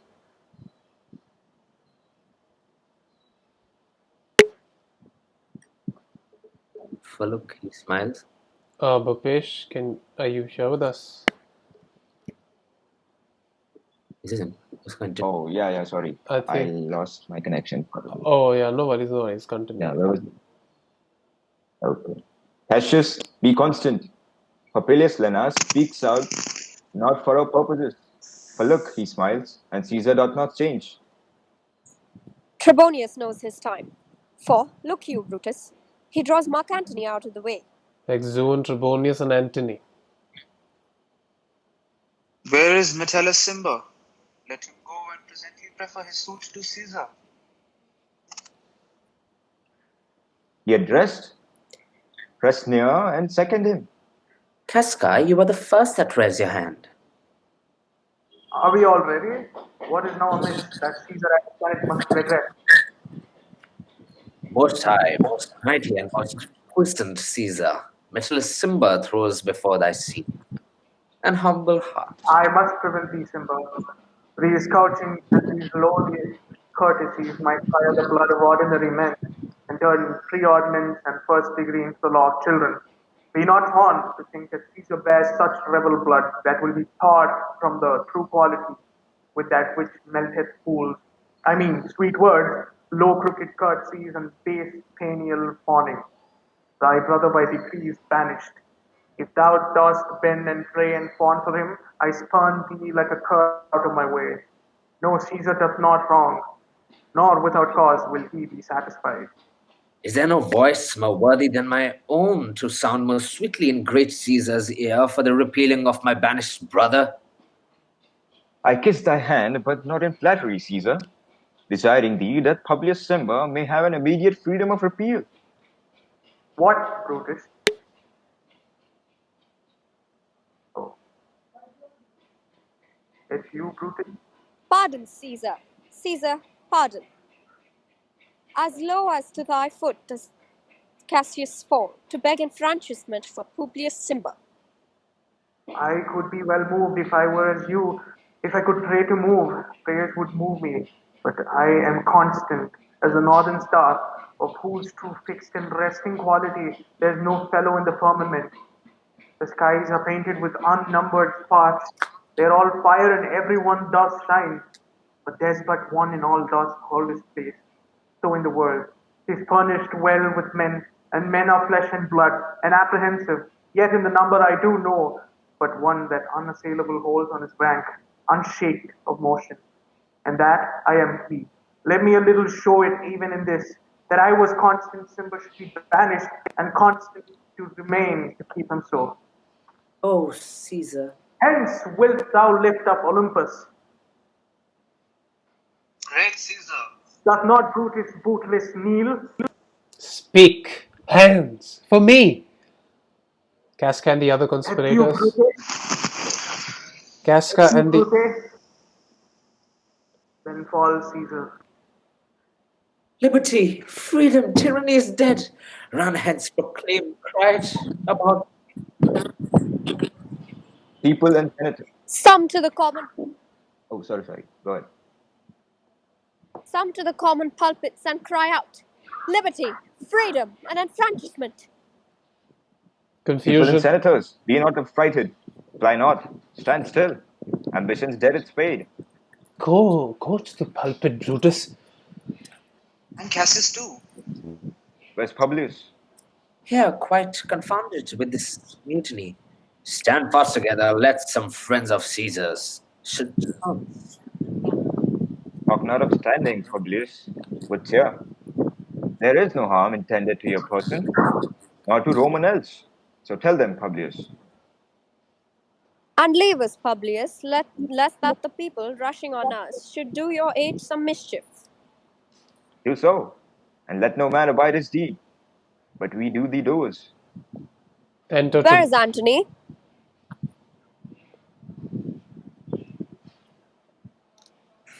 Fled to his house, amazed. Men, wives, and children stare, cry out, and run as it were doomsday. Fate, we will know your pleasures. That we shall die, we know.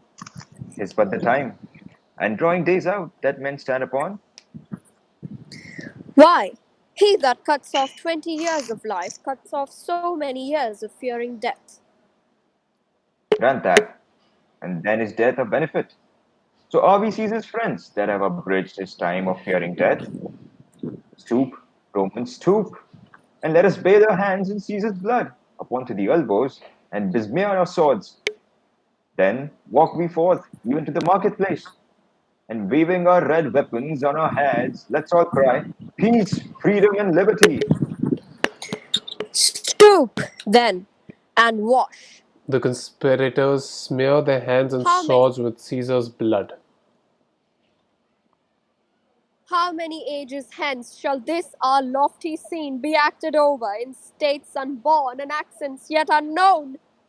How many times shall Caesar bleed in sport, that now Pompey's basis lies all along, no worthier than we dust? So oft as that shall be, so often shall the not of us be called the men that gave their country liberty. What? Shall we forth? Ay, every man away. Brutus shall lead, and we will grace his heels with the most boldest and best hearts of Rome.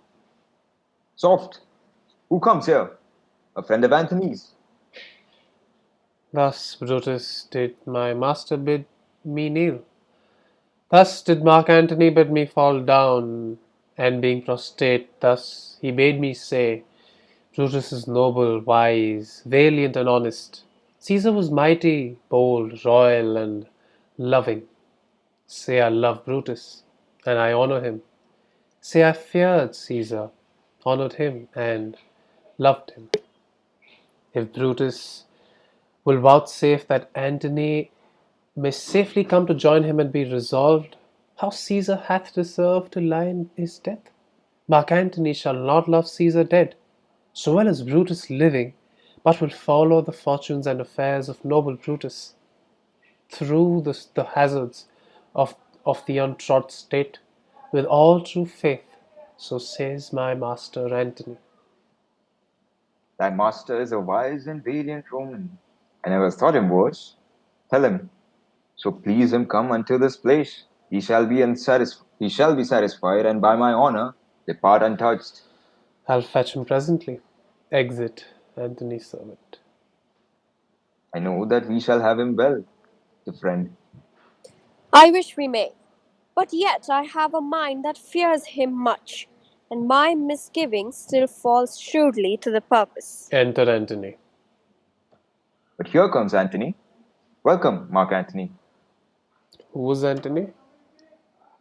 No. Oh, Acha, so Almighty Caesar. I'll take Antony Okay. so that it Yeah, doesn't. sure. Yeah. Oh, mighty Caesar, dost thou lie so low? All thy conquests, glories, triumphs, and spoils, shrunk to this little measure. Fare thee well. I know not, gentlemen, what you intend. Who else must be let blood? Who else is rank? If I myself, there is no hour so fit as Caesar's death hour, nor no instrument of half that worth as those your swords, made rich with the most noble blood of all this world. I do beseech ye, if you bear me hard, now whilst you purple hands do reek and smoke, fulfill your pleasures. Live 1,000 years, I shall not find myself so apt to die. No place will please me so, no mean of death, as by Caesar, and by you cut off, the choice and the master spirits of this age. Oh, Antony, beg not your death of us, though now we must appear bloody and cruel, and by our hands and this our present act. You see we do, yet see what our hands and this bleeding business they have done. Our hearts you see not, they are pitiful, and the pity to the general wrong of Rome, as fire drives out fire. So pity, pity, hath done this deed on Caesar. For your part, to your swords have laden point, Mark Antony. Our arms in strength of malice and our hearts of brothers' temper do receive you with all kind of love, good thoughts, and reverence. Your voice shall be as strong as any man's in the disposing of new dignities. Only be patient till we have appeased. The multitude decides themselves with fear, and then we will deliver you the cause. Why I, that did love Caesar when I struck him, have thus proceeded. I doubt not of your wisdom. Let each man render me his bloody hand. First, Marcus Brutus, I will shake with you. Next, Caius Cassius, do I take your hand. Now, Decius Brutus, yours. Now yours, Metellus. Yours, sinner. And my valiant Casca, yours. Though last, not last in love, yours, good Trebonius. Gentlemen all, alas, what shall I say? Thy credit now stands on such slippery ground that one of two bad ways you must conceit me, either a coward or a flatterer. That I did love thee, Caesar. Oh, it is true. If then thy spirit look upon us now, shall it not grieve thee dearer than thy death to see Antony making his peace, shaking the bloody fingers of thy foes, most noble, in the presence of thy corpse?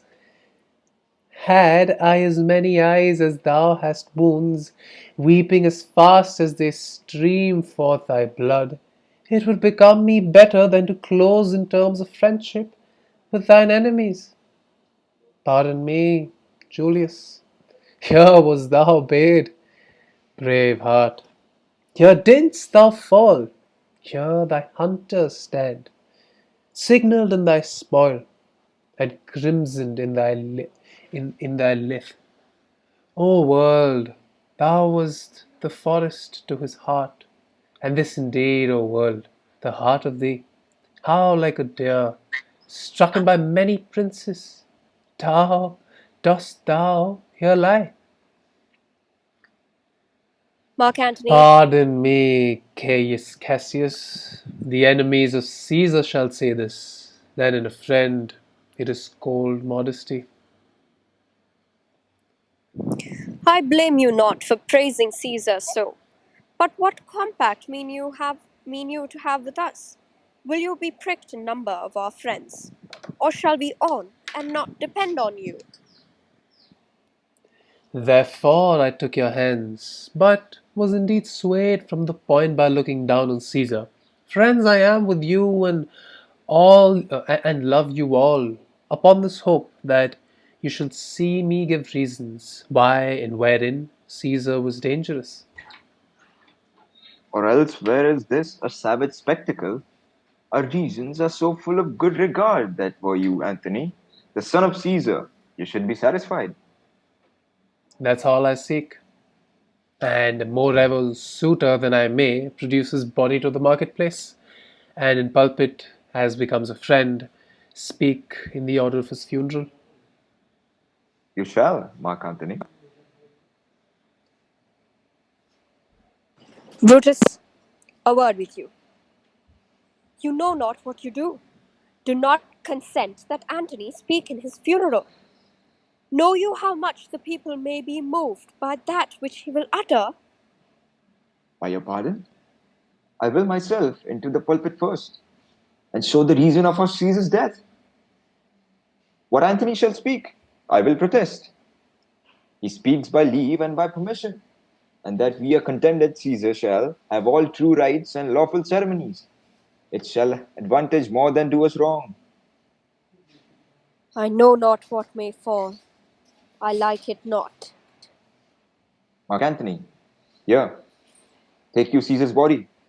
You shall not in your funeral speech blame us, but speak all good you can devise of Caesar, and say you do by our permission. Else shall you not have any hand at all about his funeral, and you shall speak in the same pulpit whereto I am going, after my speech is ended. Be it so. I do desire no more. Prepare the body then, and follow us. Exeunt. Oh, pardon me, thou bleeding piece of earth, that I am meek and gentle with these butchers. Thou art the ruins of the noblest man that ever lived in the tide of times. Woe to the hands that shed these costly blood! Over thy wounds now I do prophesy, which, like dumb mouths, do ope their ruby lips, to beg the voice and the utterance of my tongue. A curse shall light upon the limbs of men. Domestic fury and fierce civil strife shall cumber all parts of Italy. Blood and destruction shall be in use, and dreadful objects so familiar that mothers shall be but smile when they behold their infants watered in the hands of war. All pity choked with the custom of fell deeds, and Caesar's spirit, ranging from revenge, with hate by his side, come hot from hell, shall in these confines with a monarch's voice cry havoc! And let slip the dogs of war, that this foul deed shall smell above the earth, with carrion men groaning for burial. You serve Octavius Caesar, do you not?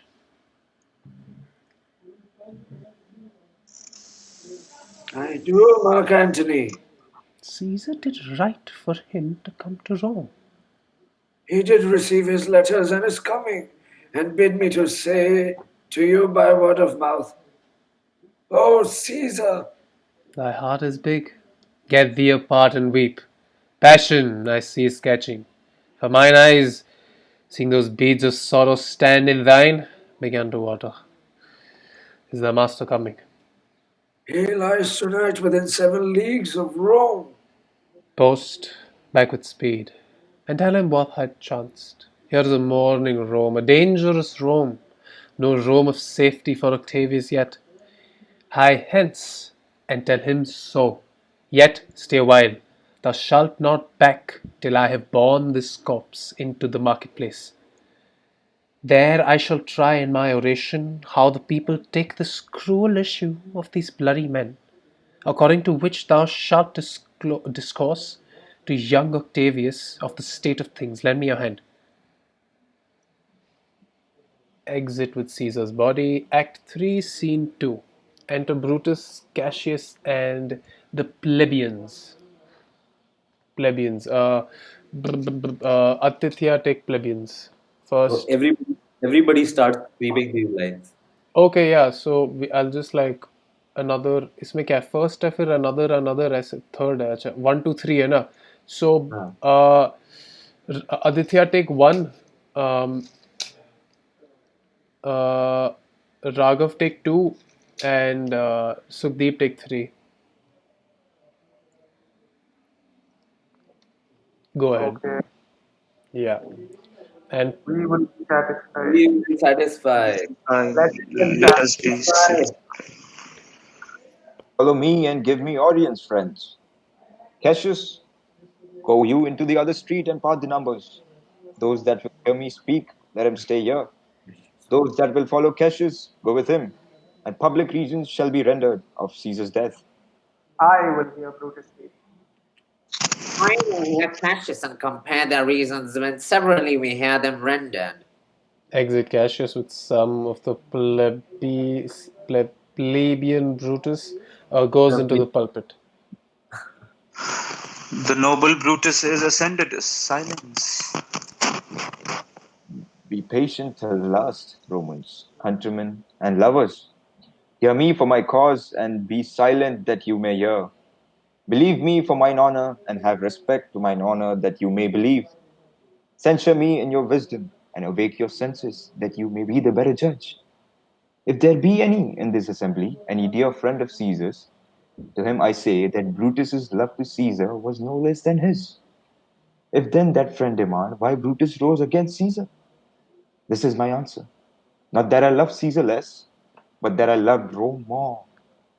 Had you rather Caesar were living and die all slaves than that Caesar were dead to live all men free? As Caesar loved me, I weep for him. As he was fortunate, I rejoice for him. As he was valiant, I honor him. But as he was ambitious, I slew him. There is tears for his love, joy for his fortune, honor for his valor, and death for his ambition. Who is here so base that would be a bondman? If any, speak. For him I have offended. Who is here so rude that would not be Roman? If any, speak. For him have I offended. Who is here so vile that will not love his country? If any speak, for him have I offended. I paused for a reply. None, Brutus. None, Brutus, none. None have I offended. I have done no more to Caesar than you shall do to Brutus. The question of his death is enrolled in the Capitol. His glory not extenuated wherein he was worthy, nor his offences enforced for which he suffered death. Enter Mark Antony Here, with Caesar's body. here comes his body, mourned by Mark Antony, who, though he had no hand in his death, shall receive the benefit of his dying, a place in the commonwealth. As which of you shall not? With his I depart, that I slew my best lover for the good of Rome. I have the same dagger for myself when it shall please my country to need my death. Live, Brutus. Live, Brutus, live, live. Bring him with triumph home unto his house. Give him a statue with his ancestors. Let him be Caesar. Caesar's better part shall be crowned in Brutus. We'll bring him to his house with shouts and clamors. My countrymen, Peace, silence, Brutus speaks. Peace ho! good countrymen, let me depart alone, and for my sake stay here with Antony. Do grace to Caesar's corpse, and grace his speech tending to Caesar's glories, which Mark Antony, by your permission, is allowed to make. I do entreat you, not a man depart.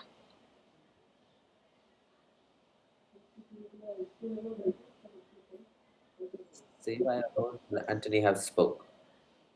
Say ho, and let us hear Mark Antony. Let him go. Uh, let him go up into the public chair. We'll hear him. Noble Antony, go up.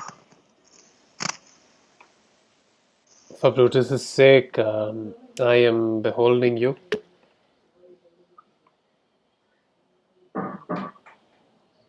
What does he say, Brutus?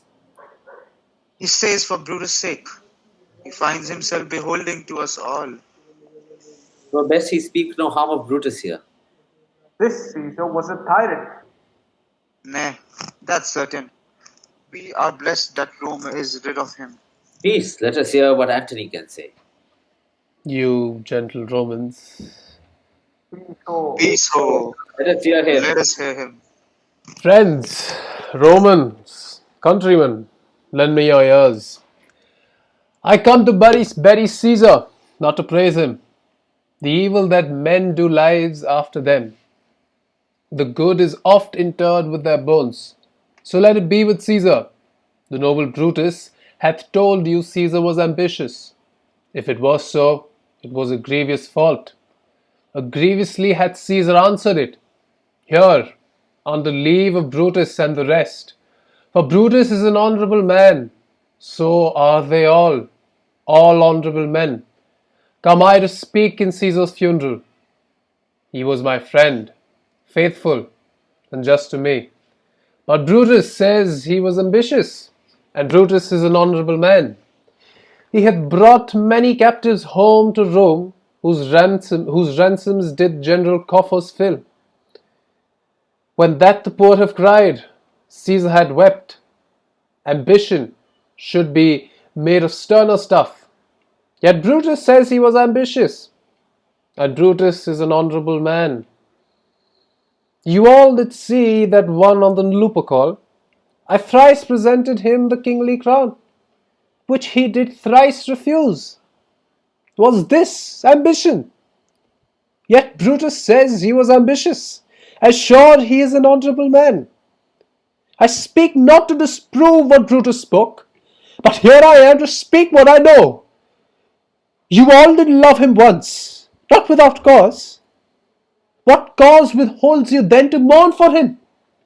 O judgment, thou art fled to brutish beasts, and men have lost their reason. Bear with me. My heart is in the coffin there with Caesar, and I must pause till it come back to me. Methinks there is much reason in his saying. If thou consider rightly of the matter, Caesar has had great wrong. Has he, masters? I fear there will a worse come in his place. Marked ye his words. He could not take the crown, therefore 'tis certain he was not ambitious. If it be found so, some will dare abide it. Poor soul, his eyes are red as fire with weeping.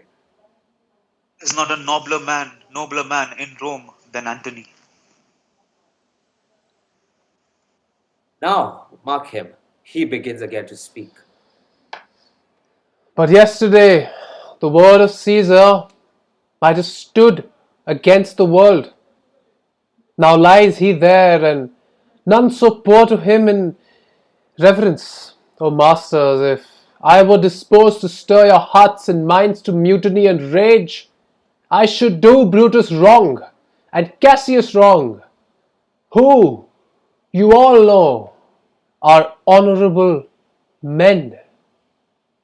I will not do them wrong. I'd rather choose to wrong the dead, to wrong myself and you, than I will wrong such honorable men. But here's a parchment with the seal of Caesar. I found it in his closet. 'Tis his will.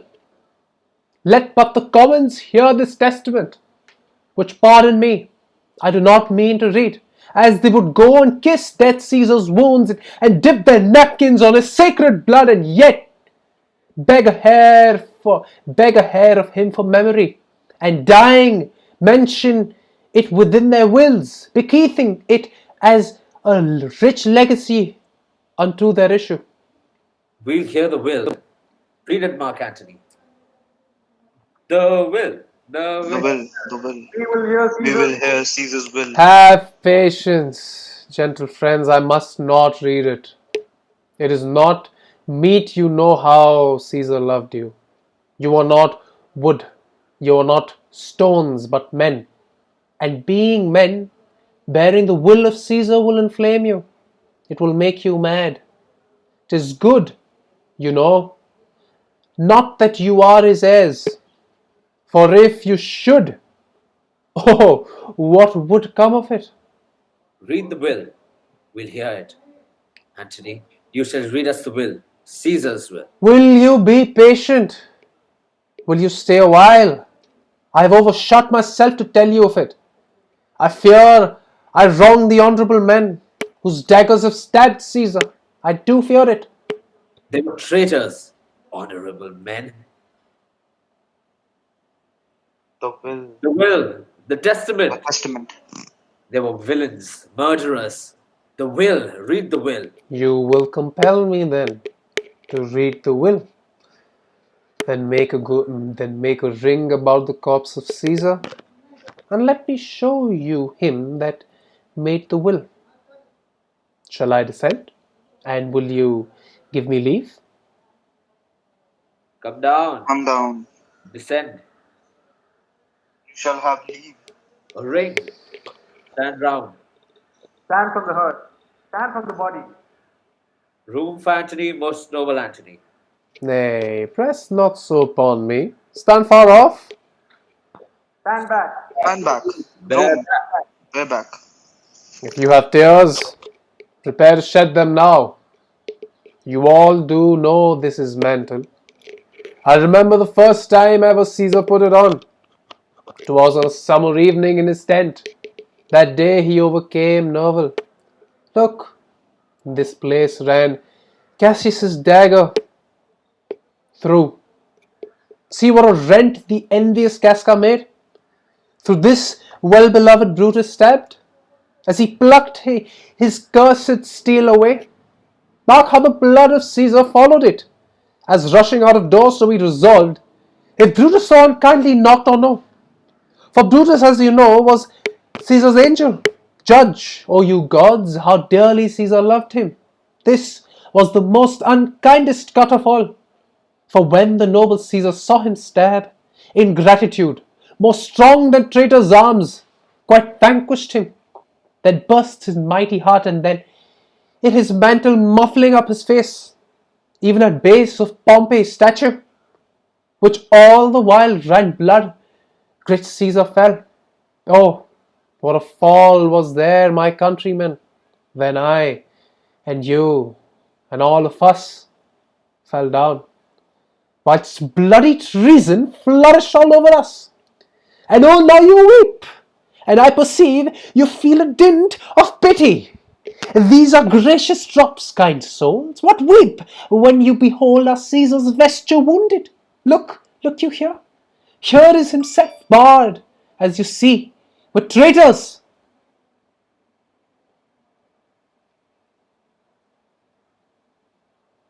Oh, piteous spectacle. Oh, noble Caesar. Oh, woeful day. Oh, traitors, villains. Oh, most bloody sight. We will be revenged. Revenge Revenge. about. Speak, burn, fire, Burn, Fire. kill, kill, slay. let Slay. not a traitor live. Let not a traitor live. Stay, countrymen. Antony. We'll hear him. We'll follow him. We'll die with him. Good friends, sweet friends, let me not stir you up to such a sudden flood of mutiny. They that have done this deed are honourable. With private griefs they have, alas I know not, that made them do it. They are wise and honourable, and will, no doubt, with reasons, answer you. I come not, friends, to seal away your hearts. I am no orator, as Brutus is, but as you know me all, a plain, blunt man that love my friend, that they know full well, that gave me public leave to speak of him. For I have neither wit nor words nor worth, action or utterance, nor the power of speech to stir men's blood. I only speak right on. I tell you that which you yourselves do know. Show you sweet Caesar's wounds, poor dumb mouths, and bid them speak for me. But were I Brutus, and Brutus Antony, and there were an Antony, would ruffle up your spirits and put a tongue in every wound of Caesar that should move the stones of Rome and rise to mutiny. We'll mutiny. We'll burn the house of Brutus. Away then. Come seek the conspirators. Yet hear me, countrymen, yet hear me speak. Be Peace, ho. Here, Antony. Most noble Antony. Why, friends, you go to do you know not what? Wherein hath Caesar thus deserved your loves? Alas, you know not. I must tell you that you have forgot the will I told you of. most true. The will. Let's stay near the will. Here is the will. Under Caesar's seal, to every Roman citizen he gives to every several men, several 50 drachmas. Most noble Caesar, we'll revenge his death. O royal Caesar. Hear me with patience. Peace, hope. Peace, ho. Moreover, he hath left you all his walks, his private arbours and new planted orchards. On this side, Tiber, he hath left them to you and to your heirs forever. Common pleasures, to walk abroad and recreate yourselves. Here was a Caesar, but comes such another. Never, never. Come away, away. We'll burn his body in the holy place, and with the brands, fire the traitors' houses. Take up the body. Go fetch fire. Pluck down benches. Pluck down form, windows, anything. Exuent plebeians with Caesar's body. Now let it work. Mischief, thou art afoot. Take thou what course thou wilt. How now, fellow? Sir, Octavius is already come to Rome. And where is he? He and Lepidus are at Caesar's house. And thither will I straight to visit him. He comes upon a wish. Fortune is merry, and in this mood will give us anything. I heard him say Brutus and Cassius are rid like madmen through the gates of Rome. Belike they had some notice of the people, and how I had moved them. Bring me to Octavius. Exeunt. Act 3, Scene 3. Cinna the poet, and after him the plebeians. Who was Cinna? Okay, since I think first is Sukhdeep, second was Raghav, third was Aditya, and fourth Raghav again. So, Yeah. Rishik. First was Okay, you were first. Sorry, I messed that up. Sukhdeep takes Cinna the poet. No, wait, no, Sukhdeep's already a plebeian. No, sorry, my bad. Yeah, Bhupesh. I'm third. Yeah, Bhupesh takes Cinna the poet. Rishika can take fourth if she like if you want. Yeah, actually, Rishika takes fourth plebeian, and Bhupesh takes Cinna the poet. Okay. Okay, cool. Go for it. I dreamt tonight that I did feast with Caesar, and things unluckily charged my fantasy. I have no will to wander forth the doors, yet something leads me forth. what is your name? Whither are you going? Where do you dwell? Are you a married man or a bachelor? Answer every man directly. I, and briefly. Aye, and wisely. Aye, and truly, you were best.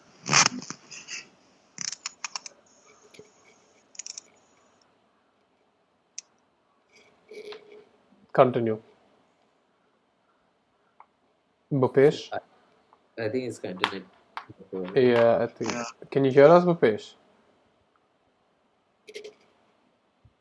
Bhupesh. Okay, so till he's back, I'll take fourth plebeian and Rishika do Cinna the poet. I'll just read for Cinna. Yeah, go ahead. Okay. What is my name? Whither am I going? Where do I dwell? Am I a married man or a bachelor? Then, to answer every man directly and briefly, wisely and truly, wisely I say, I am a bachelor. That's as much as to say they are fools that marry. You'll bear me a bang for that, I fear. Proceed directly. Directly, I am going to Caesar's funeral. As a friend or an enemy? As a friend. That matter is answered directly. For your dwelling, briefly. Briefly, I dwell by the Capitol. Your name, sir, truly. Truly, my name is Cinna. Tear him to pieces. He's a conspirator. I am Cinna the poet. I am Cinna the poet. Tear him for his bad verses! Tear him for his bad verses! I am not Cinna the conspirator. It is no matter. His name's Cinna. Pluck but his name out of his heart and turn him going. Tear him, tear him. Come, Come, brands, brands, oh, oh, firebrands, to Brutus, to Cassius, burn all. Burn all. Some Some to this is this house, house, some to Cascas, some to Lagerus. Away, go! Away go. Exhumed plebeians dragging Cinna the poet. Wow, okay. Act 4, Scene 1. Antony, Octavius, and Lepidus. These many then shall die. Their names are pricked. Your brother too must die. Consent you, Lepidus. I do consent. Break him down, Antony.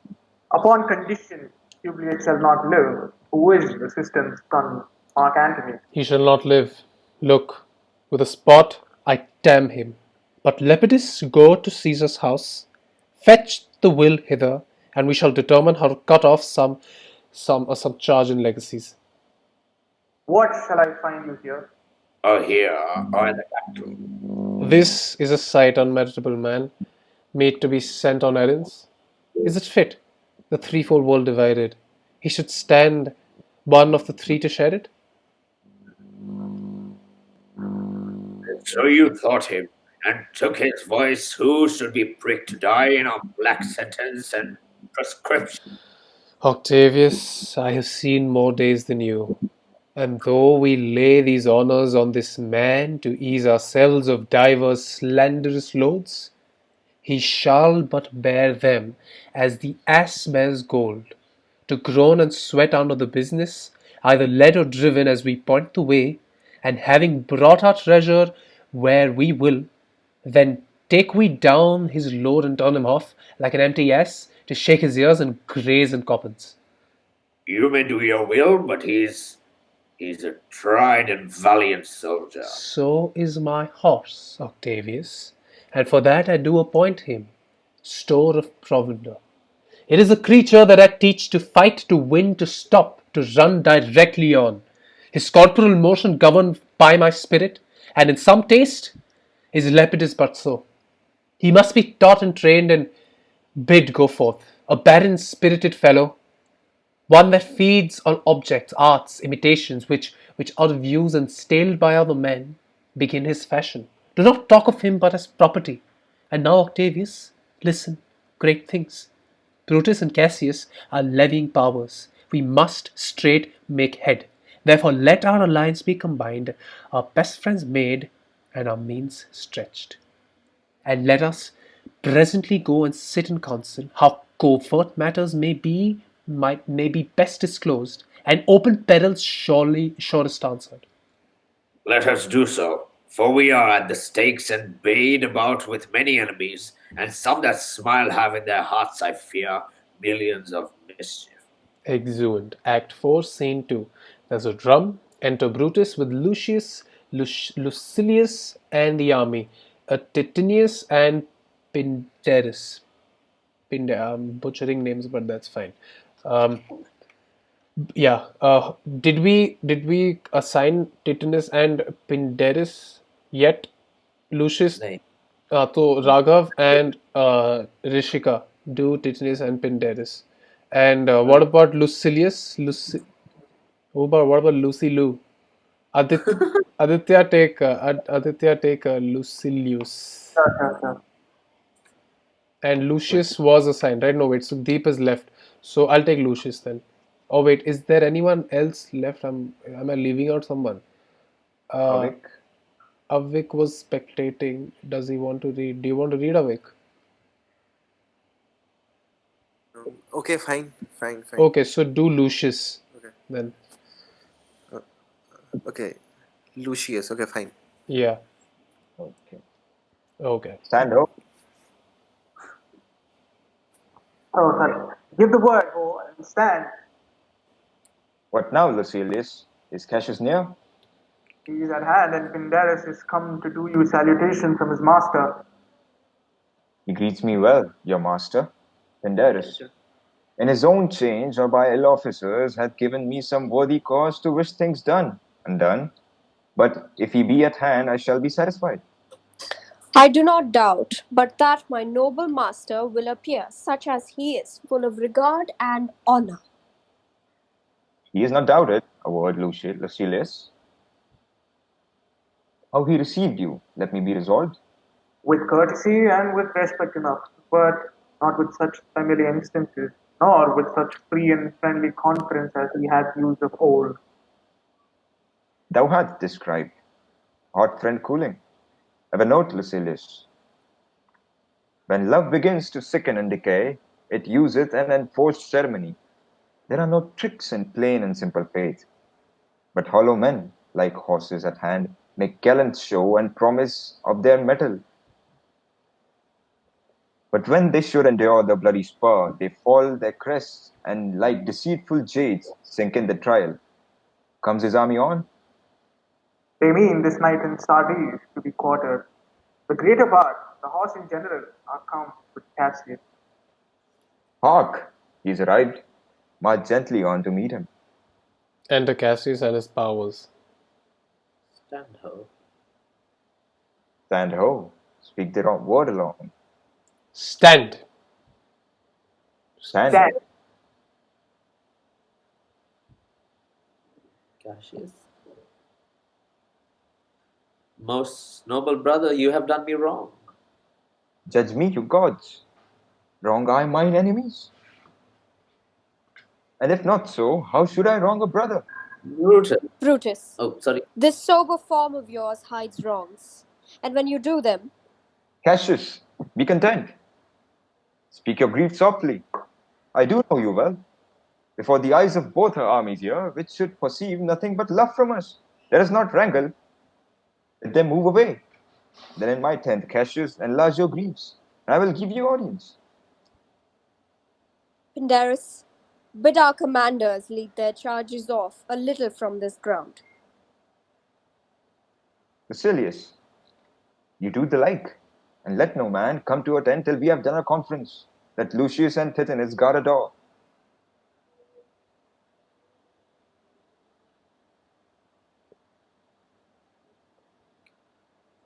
Cassius, Rishika, go ahead. Oh, I was waiting for you to read the narration. That you have wronged me doth appear in this. You have condemned and noted Lucius Pella for taking bribes here of the Sardians, wherein my letters praying on his side because I knew the man was slighted off. You wronged yourself to write in such a case. In such a time as this, it is not meet that every nice offence should bear his comment. Let me tell you, Cassius, you yourself are condemned to have an inching palm, to sell and mart your offices for gold, to undeservers. I? An itching palm?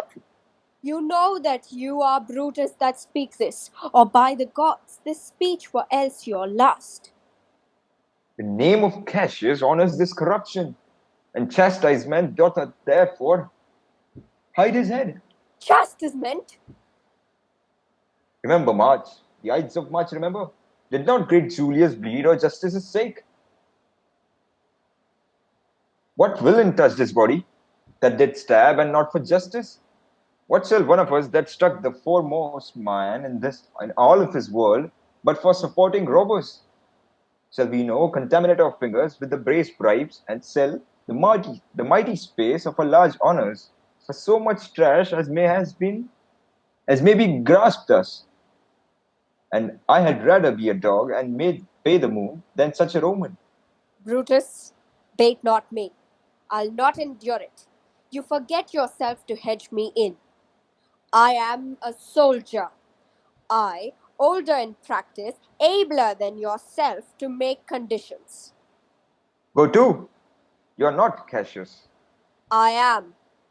I say you're not. Urge me no more. I shall forget myself. Have mind upon your health. Tempt me no further. Away, man. Is it possible? Hear me, for I will speak. Must I give way and room to your rash choler? Shall I be frighted and when a madman says, Oh, ye gods, ye gods! Must I endure all this? all this? Hey, more! Fret till your proud heart break. Go show your slaves how choleric you are and make your bondmen tremble. Must I budge? Must I observe you? Must I stand and crouch under your testy humor? By the gods, you shall digest the venom of your spleen, though it do split you.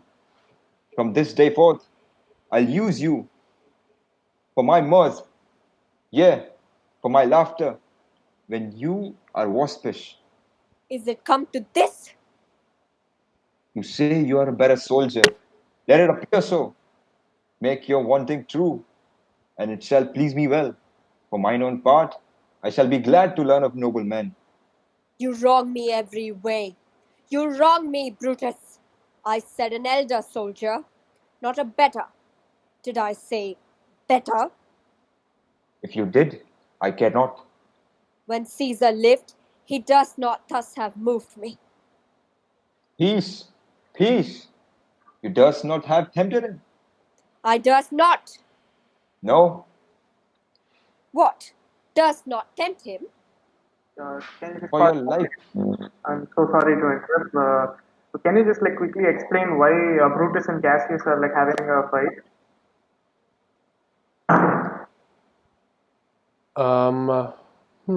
Raghav. Basically, Cassius was like, don't let Antony speak, right, at Caesar's funeral. Right. And Antony and Brutus was just like, no, he can't do shit. But let him just be an honorary speaker. And that's why Brutus said, I'll go first, so that whatever I say after, whatever Antony says after me, I shall rebuke it completely. But Antony's speech was so convincing, and he brought out such valid points that he turned everybody against, Brutus and Cassius, and just the people who were with Brutus. Yeah. So Cassius was just like, bro, listen, how dare you? You turn everybody against us. I told you so. This is one of those. Okay, Yeah. okay. Good, good. Good. Let's go. For your life you durst not. Can you scroll? Yeah. Do not presume too much upon my love. I may do that I shall be sorry for. You have done that you shall be sorry for. There is no terror, Cassius, in your threats. For I am armed so strongly in honesty that they passed me as the idle wind, which I respect not. I did send you for a certain sums of gold which you denied me. For I can raise no money by wild means. By heaven, I had rather coin in my heart and drop my blood for drachmas than to wring from the hard hands of peasants their wild trash by any indirection. I did send to you for gold to pay my legions, which you denied me. Was that done like Cassius? But I have answered Caius Cassius so. When Marcus Brutus goes to Caverus to look such rascal counters from his friends, be ready, gods, with all your thunderbolts. Dash him to pieces. I denied you not. You did. I did not. He was but a fool that brought my answer back. Brutus hath rived my heart. A friend should bear his friend's infirmities, but Brutus makes mine greater than they are. I do not, till you practice them on me. You love me not. I do not like your faults. A friendly eye could never see such faults. A flatterers would not, though they do appear as huge as high as Olympus. Come, Antony, and young Octavius, come. Revenge yourselves alone on Cassius, for Cassius is a weary of the world, hated by the one he loves, braved by his brother, checked like a bondman, all his faults observed, set in a notebook, learned and conned by rote to cast into my teeth. Oh, I could weep my spirit from mine eyes. There is my dagger, and here my naked breast. Within, a heart dearer than Plutus mine, richer than gold. If that thou beest a Roman, take it forth. I that denied thee gold will give my heart. Strike, as thou didst at Caesar, for I know when thou didst hate him worst, thou lovedst him better than ever thou lovedst Cassius. Sheath your dagger. Be angry when you will. It shall have scope. Do what you will. Shall be humor. O Cassius, you are yoked with a lamp that carries anger as the flint bears fire. Who much enforced shows a hasty spark as straight as a cold again. Hath Cassius lived to be but mirth and laughter to his Brutus, when grief and blood ill-tempered vexeth him? When I spoke that, I was ill-tempered too. Do you confess so much? Give me your hand. And my heart too. Oh, Brutus, What's the matter? have not you love enough to bear with me when that rash humour which my mother gave me makes me forgetful? Yes, Cassius, and from henceforth, when you are over earnest with your Brutus, he'll think your mother shites and leave you so. Raghav, take poet. Let me go in to see the generals. There is some drug between them. 'Tis not meet they be alone.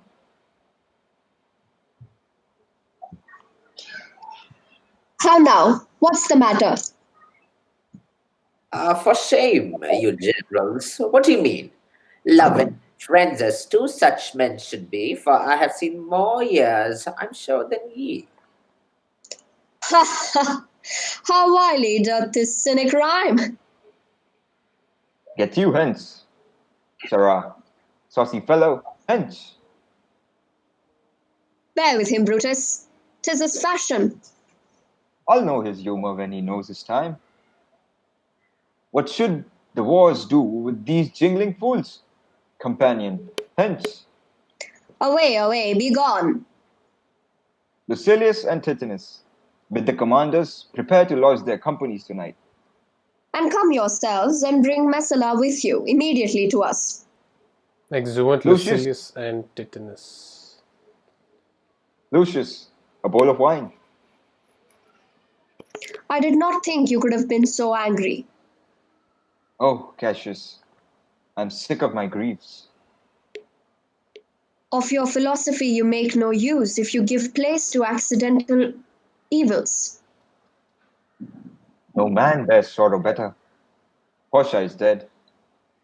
Huh? Portia? She is dead. How escaped I killing when I crossed you so? Oh, insupportable and touching loss! Upon what sickness?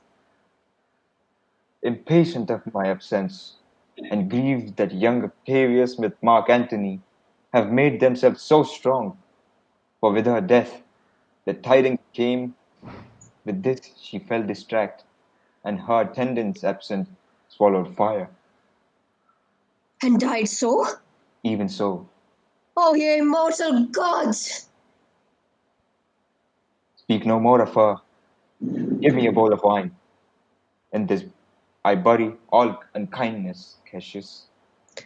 My heart is thirsty for that noble pledge. Fill, Lucius, till the wine o'erswell the cup. I cannot drink too much of Brutus's love. Exit Lucius, enter Titinus and Messala. Come in, Titanius. Welcome, good Masala. Now sit we close about this taper here and call in questions our necessities. Portia, art thou gone? No more, I pray you, Masala. I have here received letters that young Octavius and Mark Antony come down upon us with a mighty power, bending their expeditions to a Philippi. Okay, Masala, who, Aditya, take Masala. All right. Myself have letters of the self same tenor. With that addition, That, by proscription and bills of outlawry, Octavius, Antony, and Lepidus have put to death an 100 senators. therein our letters do not well agree. Mine speak of 70 senators that died by their prescriptions, Cicero being one. Cicero won. Cicero is dead, and by that order of proscription. Have you your letters from your wife, my lord? No, Masala. Not nothing in your letters written to her? Nothing, Masala. That makes things too strange. Why you ask? Here you ought of her in yours. No, my lord. Now, as you are a Roman, tell me true. Then, like a Roman, bear the truth I tell. For certain she is dead, and like manner. Well, Portia, Rishika, could you mute yourself? Yeah, thanks. Go ahead. why farewell, Portia? We must die, Masala. With meditating that she must die once. I have the patience to endure it now. Even so, great men, great losses should endure. Cassius, Rishika. She's outside. Oh, yeah, sorry. I have as much of this now as you, but yet my nature could not bear it so. Well, you are woke alive. What do you think of marching to Philippi presently? I do not think it good. Your reason? This it is. 'Tis better that the enemy seek us. So shall he waste his means, weary his soldiers, doing himself offence, whilst we, lying still, are full of rest, defence, and nimbleness. Good reasons must of course give place to better. The people twixt Philippi and this ground do stand but in forced affection. for they have grudged us contribution. The enemy marching along by them shall make a fuller number up. Come on refreshed, new added, and encouraged. From which advantage shall we cut him off? If at Philippi we do face him there, these people at our back. Hear me, good brother. I think Wait, we've lost. what just happened? We were on page 64, chapter. I don't know, my text just like randomly. Yeah, here, right? Yeah, just a little lower. Yeah. Under your pardon, you must note beside that we have tried the utmost of our friends. Our legions are brimful, our cause is right. The enemy increaseth every day. We at the height are ready to decline. There's a tide in the affairs of men, which taken at flood leads on to fortune. Omitted, all the voyage of their life is bound in shallows and in miseries. On such a full sea are we now afloat, and we must take the current when it serves, or lose our ventures. Then, with your will, go on.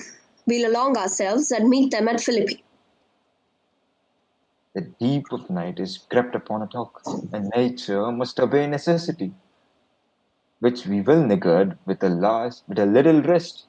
There's no more to say. No more. Good night. Early tomorrow will we rise and hence. Lucius, my And gown. Farewell, good Masala. Good night, Ticinus. Noble Cassius. Good night and good repose. Oh, my dear brother, this was an ill beginning of the night. Never comes such division between our souls. Let it not, Brutus. Everything is well. Good night, my lord. Good night, good brother. Good night, Lord Brutus. Farewell, everyone. Give me the gown. Where's thy instrument? You are in the tent. What? Thou speakest drowsily? Poor knave, I blame thee not. Thou art overwatched. Call Claudio and some other of my men. I'll have them sleep on my cushions in my tent. Varus and Claudio. Varus and Claudio. Claudio, Aditya, do Varus, and I'll do Claudio. Calls, my lord. I pray you, sirs, lie in my tent and sleep. It may be I shall raise you by and by on business to my brother Cassius. So please you, we will stand and watch your pleasure. I will not have it so. Lie down, good sirs. It may be I shall otherwise bethink me. Look, Lucius, here's the book I sought for so. I put it in my pocket of my gown. I was sure your lordship did not give it to you. Bear with me, good boy. I'm much forgetful. Canst thou hold up thy eyes awhile, and touch the instrument a strain or two? Aye, my lord, can it please you? It does, my boy. I trouble thee too much, but thou art willing. It is my duty, sir. I should not urge thy duty past thy night. I know young bloods look for a time of rest. I have slept, my lord, already. Ah, it was all done well, and thou shalt sleep again. I will not hold thee long. If I do live, it will be good to thee. Lucius plays music and sings a song, falling asleep. Is Lucius? Is this Lucius or is this No, I think Brutus? I think it's This, Brutus. that's Brutus's line. Why, that's Yeah. Brutus. Continue. Oh, okay. This is a sleepy tune, O murderous slumber. Layst thou thy laden mace upon my boy, that plays thee music. Gentle knave, good night. I will not do thee so much wrong to wake thee. If thou dost not, thou breakest thy instrument. It'll take it from thee, and good boy, good night. Let me see. Is it not leaf turned down? Where I left reading. Here it is, I think. Enter the ghost of Caesar. How ill this taper burns. Ha! Who comes here? I think it is the weakness of mine eyes that shaves this monstrous apparition. It comes upon me. Art you thou anything? Art thou some god, some angel, or some devil that makest my blood cold and my hair to stare? Speak to me. What art thou? Raghav, ghost. Evil spirit, Brutus, Why comest thou? to tell thee thou shalt see me in Philippi. Well, then I shall see thee again. Aye, at Philippi. Why? I will see thee at Philippi then. Exit Now ghost. I have taken heart thou vanishest. Ill spirit, I would hold more talk with thee. Boy Lucius, Varus, Claudio, sirs, awake. Claudio, The strings, my lord, are false. he thinks he still is at his instrument. Lucius, awake. My lord, Didst thou dream, Lucius, that thou so criedest out? my lord, I do not know that I did cry. Yes, thou didst. Didst thou see anything? Nothing, my lord. Sleep again, Lucius. Sirrah Claudio, pillar thou, awake. My lord, My lord? Why did you so cry out, sirs, in your sleep? Did we? My lord? Aye. Saw you anything? no, my lord, I saw nothing. Nor I, my lord. Go and commend me to my brother Cassius. Bid him set on his paths betimes before, and we will follow. It shall be done, my lord. And, okay, Act 5, Scene 1. Enter Octavius, Antony, and their army. Now, actually, our hopes are answered. You said the enemy would not come down, but keep the hills and upper regions. It proves not so. Their battles are at hand, and they mean to warn us at Philippi here, answering before we do demand of them. Tooth, I am in their bosoms, and I know wherefore they do it. They could be content to visit other places and come down with fearful bravery, thinking by this face to fasten in our thoughts that they have courage. But 'tis not so. Enter a messenger. Prepare you, Yeah. generals. The enemy comes on in gallant show. Their bloody sign of battle is hung out, and something to be done immediately. Octavius, lead your battle softly on, upon the left hand of the even field. Upon the right hand eye, keep thou the left. Why do you cross me in this exigent? I do not cross you, but I will do so. March, drum. Enter Brutus, Cassius, and their army, including Lucilius, Titianus, and Massala. They stand and would have parley. Stand fast, Titanius. We must out and talk. Mark Antony, shall we give sign of battle? No, Caesar. We will answer on their charge. Make forth. The generals would have some swords. Stir not until the signal. Words before blows. Is it so, countrymen? Not that we love words better as you do. Good words are better than the bad strokes, Octavius. In your bad strokes, Brutus, you give good words. Witness the hole you made in Caesar's heart, crying, "Long live! Hail, Caesar!"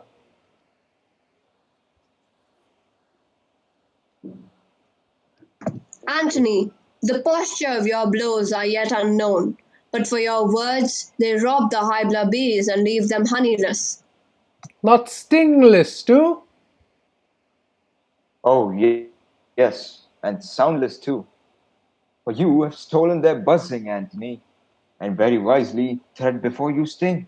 Villains, you did not so when you vile daggers hacked one another in the sides of Caesar. You showed your teeth like apes and fawn like horns. and bowed like bondmen, kissing Caesar's feet while damned Casca, like a cur behind, struck Caesar on the neck. Oh, you flatterers! Flatterers. Now, Brutus, thank yourself. This tongue had not offended so today if Cassius might have ruled. Come, the cause. If arguing makes us sweat, the proof of it will turn to redder drops. Look, I draw sword against conspirators. When think you that the sword goes up again? Never till Caesar's 33 wounds be well avenged, or till another Caesar have added slaughter to the sword of traitor. Caesar, thou canst not die by traitors' hands unless thou bringest them with thee. So I hope I was not born to die on Brutus's sword. Oh, if thou wert the noblest of thy strain, young man, thou couldst not die more honorably. A peevish schoolboy, worthless of such honor, joined with a masker and a reveler. Hold Cassius still. Come, Antony, away. Defiant traitors, hurl we in your teeth. If you dare fight today, come to the field. If not, when you have stomachs. Exeunt Octavius, Antony, and their army. Why now, blow wind, swell billow, and swim buck. The storm is up, and all is on the huzzah. Ho, Lucilius! Hark, a wood! Aditya? He's left. He had to leave, I think. Oh, okay, Aditya's bounced. Cool. We'll keep rotating amongst ourselves only then. Rishika, take Lucilius. Okay. Malo. Masala. What's it, my general? Masala. This is my birthday, as this very day was Cassius' born. Give me thy hand, Masala. Be thou my witness, that against my will, as Pompey was, am I compelled to set upon one battle all our liberties. You know that I held Epicurus strong and his opinion. Now I change my mind and partly credit things that do presage. Coming from Sardis, on our former ensign, 2 mighty eagles fell, and there they perched, gorging and feeding from our soldiers' hands, who to Philippi here consorted us. This morning are they fled away and gone steads do ravens, crows, and kites fly o'er our heads and downward look on us as we were sickly prey. Their shadows seem a canopy most fatal, under which our army lies, ready to give up the ghost. Believe so. I but Believe not believe so. it partly. I but believe partly, for I am fresh of spirit and resolved to meet all perils very constantly. Even so, Lucilius. Now, most noble Brutus, the gods today stand friendly that we may, lovers in peace, lead on our days to age. But since the affairs of men rest still uncertain, let's reason with the worst that may befall. This battle, then is this the very last time we shall speak together? What are you determined to do? Even by the rule of thy philosophy, by which I did blame Cato for which he did give himself. I know not how, but I do find it cowardly and wild, for fear of fall, so to prevent that time of life. Arming myself with patience to stay the providence of some high powers that govern us below. Then if we lose this battle, you are contented to be led in triumph through the streets of Rome. No, Cassius, no, think not, thou noble Roman, that ever Brutus will go bound to Rome. He bears too great a mind. But this same day must end that work the Ides of March began, and whether we shall meet again, I know not. Therefore our everlasting farewell take. Forever and forever farewell, Cassius. If we do meet again, why, we shall smile. If not, why, then this parting was well made. Forever and forever farewell, Brutus. If we do meet again, we'll smile indeed. If not, 'tis true this parting was well made. Why then, lead on. Oh, that a man might know the end of this day's business ere if come. But it sufficeth that the day will end, and then the end is known. Come ho! Away! Ride, ride, Masala, ride, and give these bills unto the legions on the other side. Let them set on at once, for I perceive but cold demeanour in Octavius' wing. And sudden push gives them the overthrow. Ride, ride, Masala. Act Let them all 5, come down. Act 5, Scene 3. Alarms enter Cassius and Titinius. Oh, look, Titinius, look! The villains fly! To mine own turned enemy. This ensign here of mine was turning back. I slew the coward and did take it from him. Oh, Cassius, Brutus gave the word too early, who having some advantage on Octavius took it too eagerly. His order fell to spoil, whilst we by Antony all enclosed. Fly further off. Fly further off, my lord, fly further off. Mark Antony is in your tents, my lord. Fly, therefore, noble Cassius, fly far off. This hill is far enough. Look, look, Titinius. Are those my tents where I perceive the fire? They are, my lord. Titinius, if thou lovest me, mount thou my horse, and hide thy spurs in him till he have brought thee up to yonder troops, and here again, that I may rest assured whether yon troops are friend or enemy. I will be here again, even with a thought. Go, Pindarus, get higher on that hill. My sight was ever thick. Titinius, and tell me what thou noticed about the field. Raghav, continue with Pindarus. Pindarus ascends the hill. This day I breathed first. Time has come round, and where I did begin, there I shall end. My life is run his compass. Sirrah, what news? Oh, my lord. What news? Tiberius is enclosed round about with horsemen that make to him on the spur, yet he spurs on. Now they are almost on him. Now some light, how he lights to he take them. Shatudin. They shout for joy. Come down, behold no more. O coward that I am, to live so long to see my best friend taken before my face. Come hither, Sirrah. In Parthia did I take thee prisoner. Then I swore thee, saving of thy life, that whatsoever I bid thee do, thou shouldst attempt it. Come now, keep thine oath. Thou be a free man, and with this good sword that ran through Caesar's bowels, search this bosom. Stand not to answer.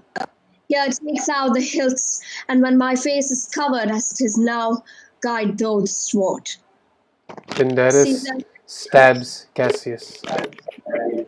Caesar, thou art revenged, even with the sword that killed thee. So I am free. Yet not so have been done. I have done my will. O Cassius, far from this country, Pindarus shall run, whenever Romans shall take note of him. Exit Pindarus. Enter Titinius and Messala. Who wants to? Raghav, continue with Titinius. No, wait, Raghav was Messala. Right. You can take. Aditya, you take Masala. Okay, cool. It is but change, Titinius, for Octavius is overthrown by noble Brutus's power, as Cassius' legions are by Antony. These tidings will comfort Cassius. And where did you leave him? All disconsolate with Pindarus, his bondman on this hill. Is not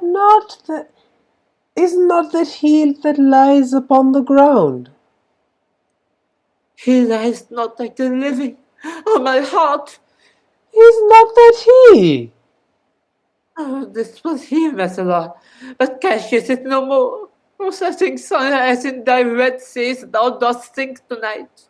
So in his blood red Cassius said, the son of Rome is said, our days are gone. Cloud dews and dangers come, our deeds are done. Mistrust of but success had done this deed. Mistrust of good success had done this deed. Oh, hateful error, melancholy's child, why dost thou show to the apt thoughts of men the things that are not? O error, soon conceived, thou never comest unto a happy birth, but killest the mother that endangered thee. What? Peneus? Where art thou, Peneus? Seek him, Titinius, while I go to meet the noble Brutus, thrusting this report into his ears. I may say thrusting it, for piercing steel and darts envenomed shall be as welcome to the ears of Brutus as tidings of this sight. Hang, Messala, and I will seek for Peneus the while. Why didst thou send me forth, brave Cassius? Did I not meet thy friends? Did not they put on my brows this wreath of victory and bid me give it thee? Didst thou not hear their shouts? Alas, thou hast misconstrued everything. But how thee take this for granted on their brow? Thy brothers bid me give it thee, and I will do his bidding. Brutus, come apace and see how I regarded Cassius. Believe your gods, this is the Roman's heart. Come, Cassius' sword, find Titinius' heart. Stabs himself with Cassius' sword and dies. Alarm. Enter Brutus, Messala, young Cato, Strato, Volumnius, Lucilius, Labio, and Flavio. Where Masala, does his body lie? Lo, yonder, and Titinius is mourning it. Titinius' face is upward. He is slain. O Julius Caesar, thou art mighty yet. Thy spirit walks aboard and turns our swords in our own entrails. Brave Titinius, look where he have not crowned dead Cassius. Ah, yet two Romans living such as these, the last of all the Romans, fare thee well. It is impossible that ever Rome should breed thy fellow. Friends, I owe more tears to this dead man than you shall see me pay. I shall find time, Cassius, I shall find time. Come, therefore, and to Thasos send his body. His funeral shall not be in our camp, lest it discomfort us. Lucilius, come, and come, young Cato. Let us to this field. Labio and Flavio, set our barrels on. 'Tis 3 o'clock, and Romans, yet ere night we shall try fortune in a second fight. Alright, Act 5, Scene 4. I'm just switching it up a little bit. Raghav, do Brutus for now. Rishika, you can do Masala. And Cato, Lucilius, and Flavio, like the secondary characters, me and Bhupesh will alternate between. So for now, do Cato. Bhupesh do Cato for now, and Lucilius and Flavio ka dekhte hain. I'll do Lucilius, and if Flavio comes, we'll figure it out. Okay? Countrymen, oh, yet hold up your heads. Exhume Brutus, Masala, and Flavio. Oh, wow. Wow, ouch. What? Or who's left? Only Cato and Lucilius are left. So, Raghav do Cato, and I'll do Lucilius. Yeah, cool. What bastard doth not? Who will go with me? I will proclaim my name about the field. I am the son of Marcus Cato, ho, a foe to tyrants and my country's friend. I am the son of Marcus Cato, ho. Enter Antony and Octavian soldiers. Okay, Antony is here, so I'll take Antony. Rishika, do Lucilius. And I am Brutus, Marcus Brutus. I, Brutus, my country's friend. Know me for Brutus. Soldiers, kill young Cato. O young and noble Cato, art thou down? Why, now thou diest as bravely as Antony, and mayst be honoured, being Cato's son. Yield, or thou diest. Only I yield to die. There is so much that thou wilt kill me straight, kill Brutus, and be honoured in his death. We must not. A noble prisoner. Rome ho! Tell Anthony Brutus is taken. I'll tell the news. Here comes the general. Brutus is ta'en. Brutus is ta'en, my lord. Where is he? Safe, Antony. Brutus is safe enough. I dare assure thee that no enemy shall ever take alive the noble Brutus. The gods defend him from so great a shame. When you do find him, or alive or dead, he will be found like Brutus, like himself. This is not Brutus, friend, but I assure you a prize no less than worth. Keep this man safe. Give him all kindness. I'd rather have such men as my friends than my enemies. Go on, and see whether Brutus is alive or dead, and bring us word unto Octavius' tent, how everything is chanced. Everybody exits. Act 5, Scene 5. Enter Brutus, Dardanius, Clitus, Strato, and Volumnius. Come, poor remains of friends, rest on this rock. I'll take Clitus. Statilius showed the torchlight, but my lord, he came not back. He is or ta'en or slain. Sit thee down, Clitus. Slain is the sword. It is a deed and fashion. Hark thee, Clitus. What? I? My lord? No, not for all the world. Hasten. No words. I'd rather kill myself. Hark thee, Dardanius. Shall I do such a deed? Oh, Dardanius! Oh, Clitus! What ill request did Brutus make to thee? To kill him, Clitus. Look, he meditates. Now is that a noble vessel full of grief that runs over even at his eyes. Come hither, good Volumnius. List of word. What says this, my my lord? Bhupesh, take Volumnius. Okay. What says my lord? Why, this, Volumnius.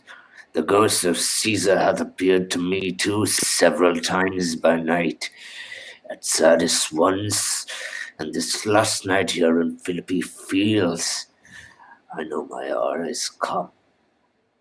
Not so, my lord. Yea, I'm sure it is, Volumnius.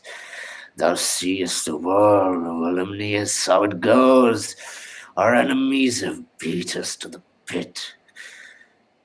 It is more worthy to leap in ourselves than tarry till they push us. Good Volumnius, thou knowest that we two went to school together. Even for that our love of old, I pray thee, hold our sword hills, or I shall run on it. That is not an office for a friend, my lord. Fly, fly, my lord, there is no tarrying here. Farewell to you, and you, Volumnius. Strato, thou hast been all this while asleep, fare to thee too, Strato. Countrymen, my heart doth joy, then yet in all my life I found no man, but he was true to me. I shall have glory by this losing day more than Octavius and Mark Antony by this vile conquest shall attain unto. So fare you well at once, for Brutus' tongue hath almost ended his life's history. Night hang upon my eyes, my bones but rest that have but laboured to attain this hour. Alarm, cry within, fly, fly, fly. Fly, my lord, fly. Hence I will follow. I pray thee, Strato, stay thou by thy lord. Thou art a fellow of a good respect. Thy life had some smatch of honour in it. Hold then my sword and turn away thy face. I will run up into it, will thou, Strato? Give Rishika. me your hand first. Fare you well, my lord. Farewell, good Strato. Caesar, now be still, I kill not thee with half so good a will. Sounds of battle, trumpets, sound of retreat. Octavius, Antony, Messala, Lucilius, and the army enter. What man is that? My masters, man. Strato, where is my master? Free from the bondage you're in, Masala. The conquerors can but make a fire of him. For Brutus only overcame himself, and no man else hath honor by his death. Rishika. So Brutus should be found. I thank thee, Brutus, that thou hast proved Lucilius' sayings true. All that self Brutus, I will entertain them. Fellow, will thou bestow thy time with me? Hey, if Masala will prefer me to you, Do so, good Masala. How died my master Strato? I held the sword and he did then on it. Octavius, then take him to follow thee that did the last service to my master. Act 5. Okay, Antonio. This was the noblest Roman of them all. All the conspirators, save only he, did in envy of the great Caesar. He only in the general honest thought and common good to all made one of them. His life was gentle, and the elements so mixed up in him that nature might stand up and say to all the world, this was a man. According to his virtue, let us use him with all respect and rites of burial. Within my tent his bones tonight shall lie most like a soldier ordered honorably. So call the field to rest, and let's away to pot the glories of this happy day. Everybody exits, and Bro, end of the play. Yeah. this is the end. Ah, Fuck's sake. I think it's only stressful only because there's not enough people. Otherwise, it was kind of lit. Holy shit, I enjoyed myself. Wow. That was fun. And we finished bang at 7. I'm so happy. Just Like, yeah, it was just a couple of pages too. I thought, for some reason, I thought this will be super long. Matlab, because in my head, like, in English, we did As You Like It for a year, and we had to rush at the end of portions and like exams and shit. And ये Dude, मतलब ऐसे 3 घंटे में पढ़ लिया. it's a scam, by the way.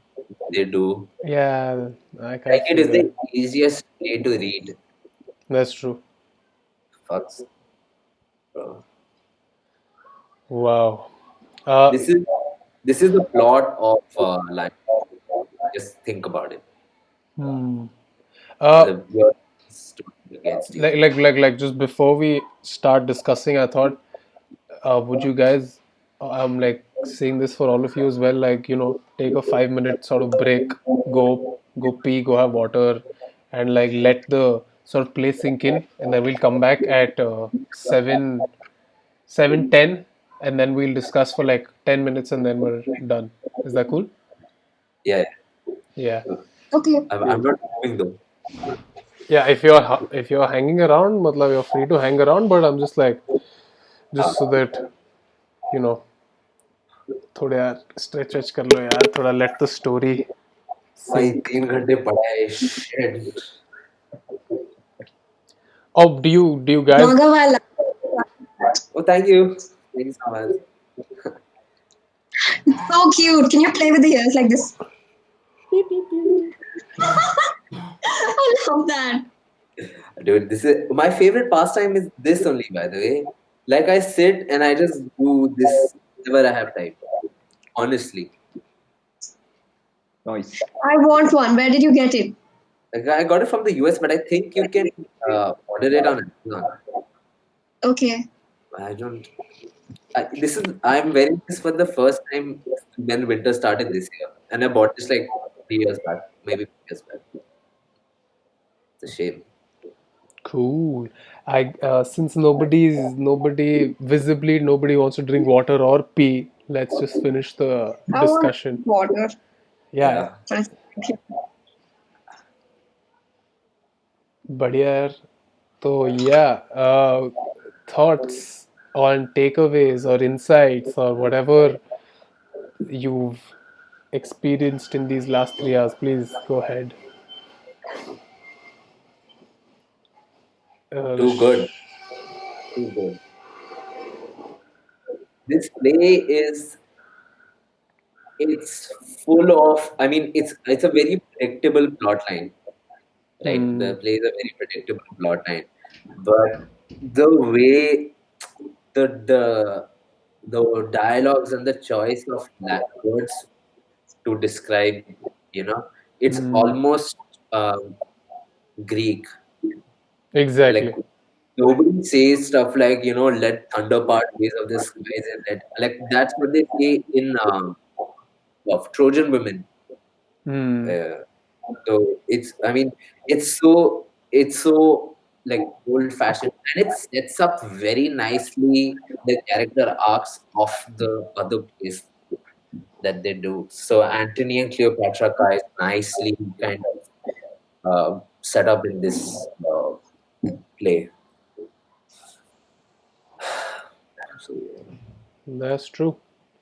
mm, My most favorite was when Antony said that the wounds on Caesar's body were mouths with red lips, and they were asking him something. That just blew my mind. I was so just consumed by that. Like when he's that is such brilliant writing. I kind of understood how people say that Shakespeare is so quotable and they quote him so much, mm, so often. And now I understand, like, that line was just my favorite. I think that was the moment I kind of lost my mind. mm, Yeah, that is a beautiful line though. mm. It's also interesting to see how every character has a character arc. Yeah. What always does really well is give every character a character. That's like usually in plays, it's like one person has a major arc. Now here, it wasn't ever the case. Like even the person who ever spoke, like for example, like the Titanius didn't speak for at least 6 scenes that he came in, and in the end comes and speaks, which is a telling of the times. You know, why was he silent all throughout? Did he know something? You get to ask so many questions about that character, and you're just like, damn. Even the small characters take precedence in thought. Maybe not in dialogue, but in thought, definitely. Very true. Yeah, I agree. Did any of you guys have this in school? Yeah, I did. I Like had in 10th or ninth, I think. in I 10th. Yes, see. And that wasn't even a quarter of it, I think. They started right from the first time that Calpurnia wants Caesar to not go out. Mm. That's Yes. that's where it started, and it ended with Antony instigating the mob, and somehow the mob ended killing Brutus, I think. Mm. Yeah. So I don't know what wow. They just I like don't remember being CBSE as this. Yeah, CBSE man. CBSE syllabus cut करने के लिए Brutus को मतलब ऐसे 50 page पहले मार दिया उन लोग ने. They're like bro, kill him off bro. No, but seriously, when I was reading those lines, I was getting so nostalgic because how she says like everything that happened in her dream, like graves opened and a Hmm. lion is given birth in the streets and all that. I remember there was a question: what all did Caesar's wife see in her dream? And we learned Yeah. each points like, okay, Yeah. she saw this, she saw lion this, she That saw this, she saw this blood, and that was the answer that we learned and went and wrote. So I had such major nostalgia, and I felt like, ew, I have come so far from doing that to being a literature student now. dude, so in one of the interviews, there's this very interesting interview with of Amir Khan interviewing Ian McKellen when he came to India. So one of the questions he asked was like this was sort of like I'm sort of paraphrasing because I don't really exactly remember what he said, but when he was asked about Shakespeare, like what basically Ian McKellen said was that what you guys do in school is the worst thing you can do for Shakespeare. Shakespeare's not supposed to be taught, it's just supposed to be performed. Like, take this text and read it and perform it. Don't sit there and, like, make these sad questions because, like you said, like, all of this just like makes it such a traumatic memory of like schooling, which like you don't remember it as a story, you remember it as अच्छा मुझे ये points याद रखने हैं क्योंकि answers लिखने हैं मुझे. And like similarly for me that happened with As You Like It. I didn't have Julius Caesar. I had ICSE 10th mein I had As You Like It. So yeah, like very similar experience with that as well. And like I can't agree more, man. Like Shakespeare, like that's why today this is probably one of the first times I'm like reading original text of Shakespeare after, yeah, after As You Like It, honestly. So if And yeah, मतलब sorry, continue. मतलब मैंने Yeah, tenth में पढ़ा था मैंने As You Like It.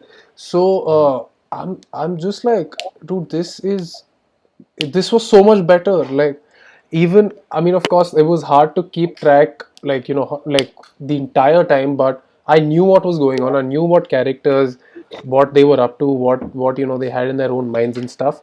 And it just felt like fun, man. I was reading it, I was enjoying it. Like, even like my own, at least even my जितना भी मैंने भी पढ़ा बीच बीच में, like I was just trying to make sense of what that guy, like, just that universe that these people have created. And it was so much fun. Like, rather than having, I don't know, like reading Shakespeare was fun. I didn't know it would be this fun.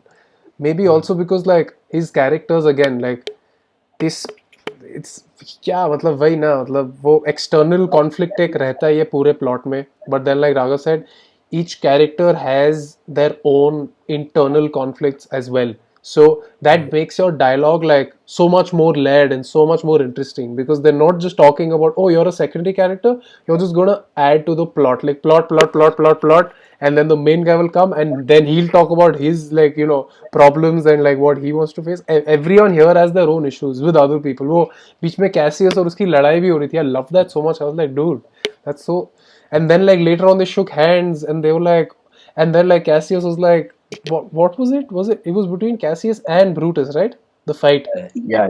yeah. So like after it, like Cassius just like, like he said something on the lines of, I'm sorry, matlab, next time, like, just remember that, this is just like that childhood. My मेरी mummy हाँ, आएगी. Mummy का वो आ जाता है मेरे अंदर, तो just like, calm, like, just like let it be the next time. I was like, dude, that's so like, we have arguments and then we're like, this is just me, sorry, next time I do this, just like tell me to do whatever I'm supposed. I'm like, bro, that's so relatable, dude. See, that's what, like, a lot of the issues arise from the fact that uh, they, why people are so intimidated by Shakespeare is how it gets taught in school. Exactly. Uh, like, luckily, we were not taught this because my English teacher is a legend, and that's why still I'm in touch with my English teacher from school. Because she made us like stand, direct scenes, Hmm. perform it. So we studied it through performance, and it was amazing. And like, I think that's where the love for Shakespeare came. It's not even in the language, dude. Like, Shakespeare studied through sequence of events. Right. It's and they'll give you a preview of what is to come. If you watched No Country for Old Men, same situation happens. They will foreshadow something, and then in the next scene, that foreshadowing will come to use of some sort. Then in the next scene, something will be foreshadowed, something will be foreshadowed, something will be foreshadowed. You know, so that element is something which carries throughout. And like, if you've read like your classics, even the Greeks, you will see such similarities. Right. In Cleopatra, there is Eros who stabs this guy. What's his name? Mark Antony. In the Greek tragedy Electra, what's this guy's name? Orestes stabs Clytemnestra. Stabbing is such an important part. Just the reference of dagger is such a big, Hmm. uh, uh, Yeah, in the Greek tragedies especially. And like yeah. Shakespeare just like heavily, he's almost like lifted and put plots in some parts, I feel. Uh, Mm, because like character arcs, वो सब उसने वो Greek tragedies और Greek comedy से ही उठाया एक तरीके से. Which he's very yeah. openly also said, like he used to, that was his job. Like he basically, because back in his time, like Greek tragedies and comedies used to be like classical text. So to bring masses to his commercial theaters, like he just like this was his era's commercial theater. So he just like sort of, you know, pick that and contemporize it. But now we refer to Shakespeare as classical now. So that's pretty Mm. fascinating. And what do you say? The idea of going against, going against the power comes from Electra. Hmm. Not Electra. What am I saying? Antigone, right? Antigone makes Antigone. one of the main plot points. The idea of justice. What is justice? That's a huge debate with Antigone. So that's what, like, dude. If you study classical texts together, you will. The reason they are so um, good in terms of story, plot line, was carry mass, which is so simple to understand, Hmm. but so complex. But it's crazy. Like you would say, the idea of that whole speech that Brutus, I don't know if it was Brutus or Cassius gives, is that Caesar will be overcome by power, right? And he'll be overwhelmed by it. He puts it in about 50, 60 words. So the 50, 60 words is threatening, but the understanding is like 4, 5 words. Overwhelmed by power. Right. That- Oh, I love Shakespeare, man. Anything else, guys? Bhupesh, Rishika, anything more to add? I have random Shakespeare facts that I find interesting, Please, but they're not please related to Julius Caesar. hit them with us, please. Okay. Ha. Um, so you know how in lots of Shakespeare's plays, there will be a woman who is pretending to be a man, Right. like in Venice, etc.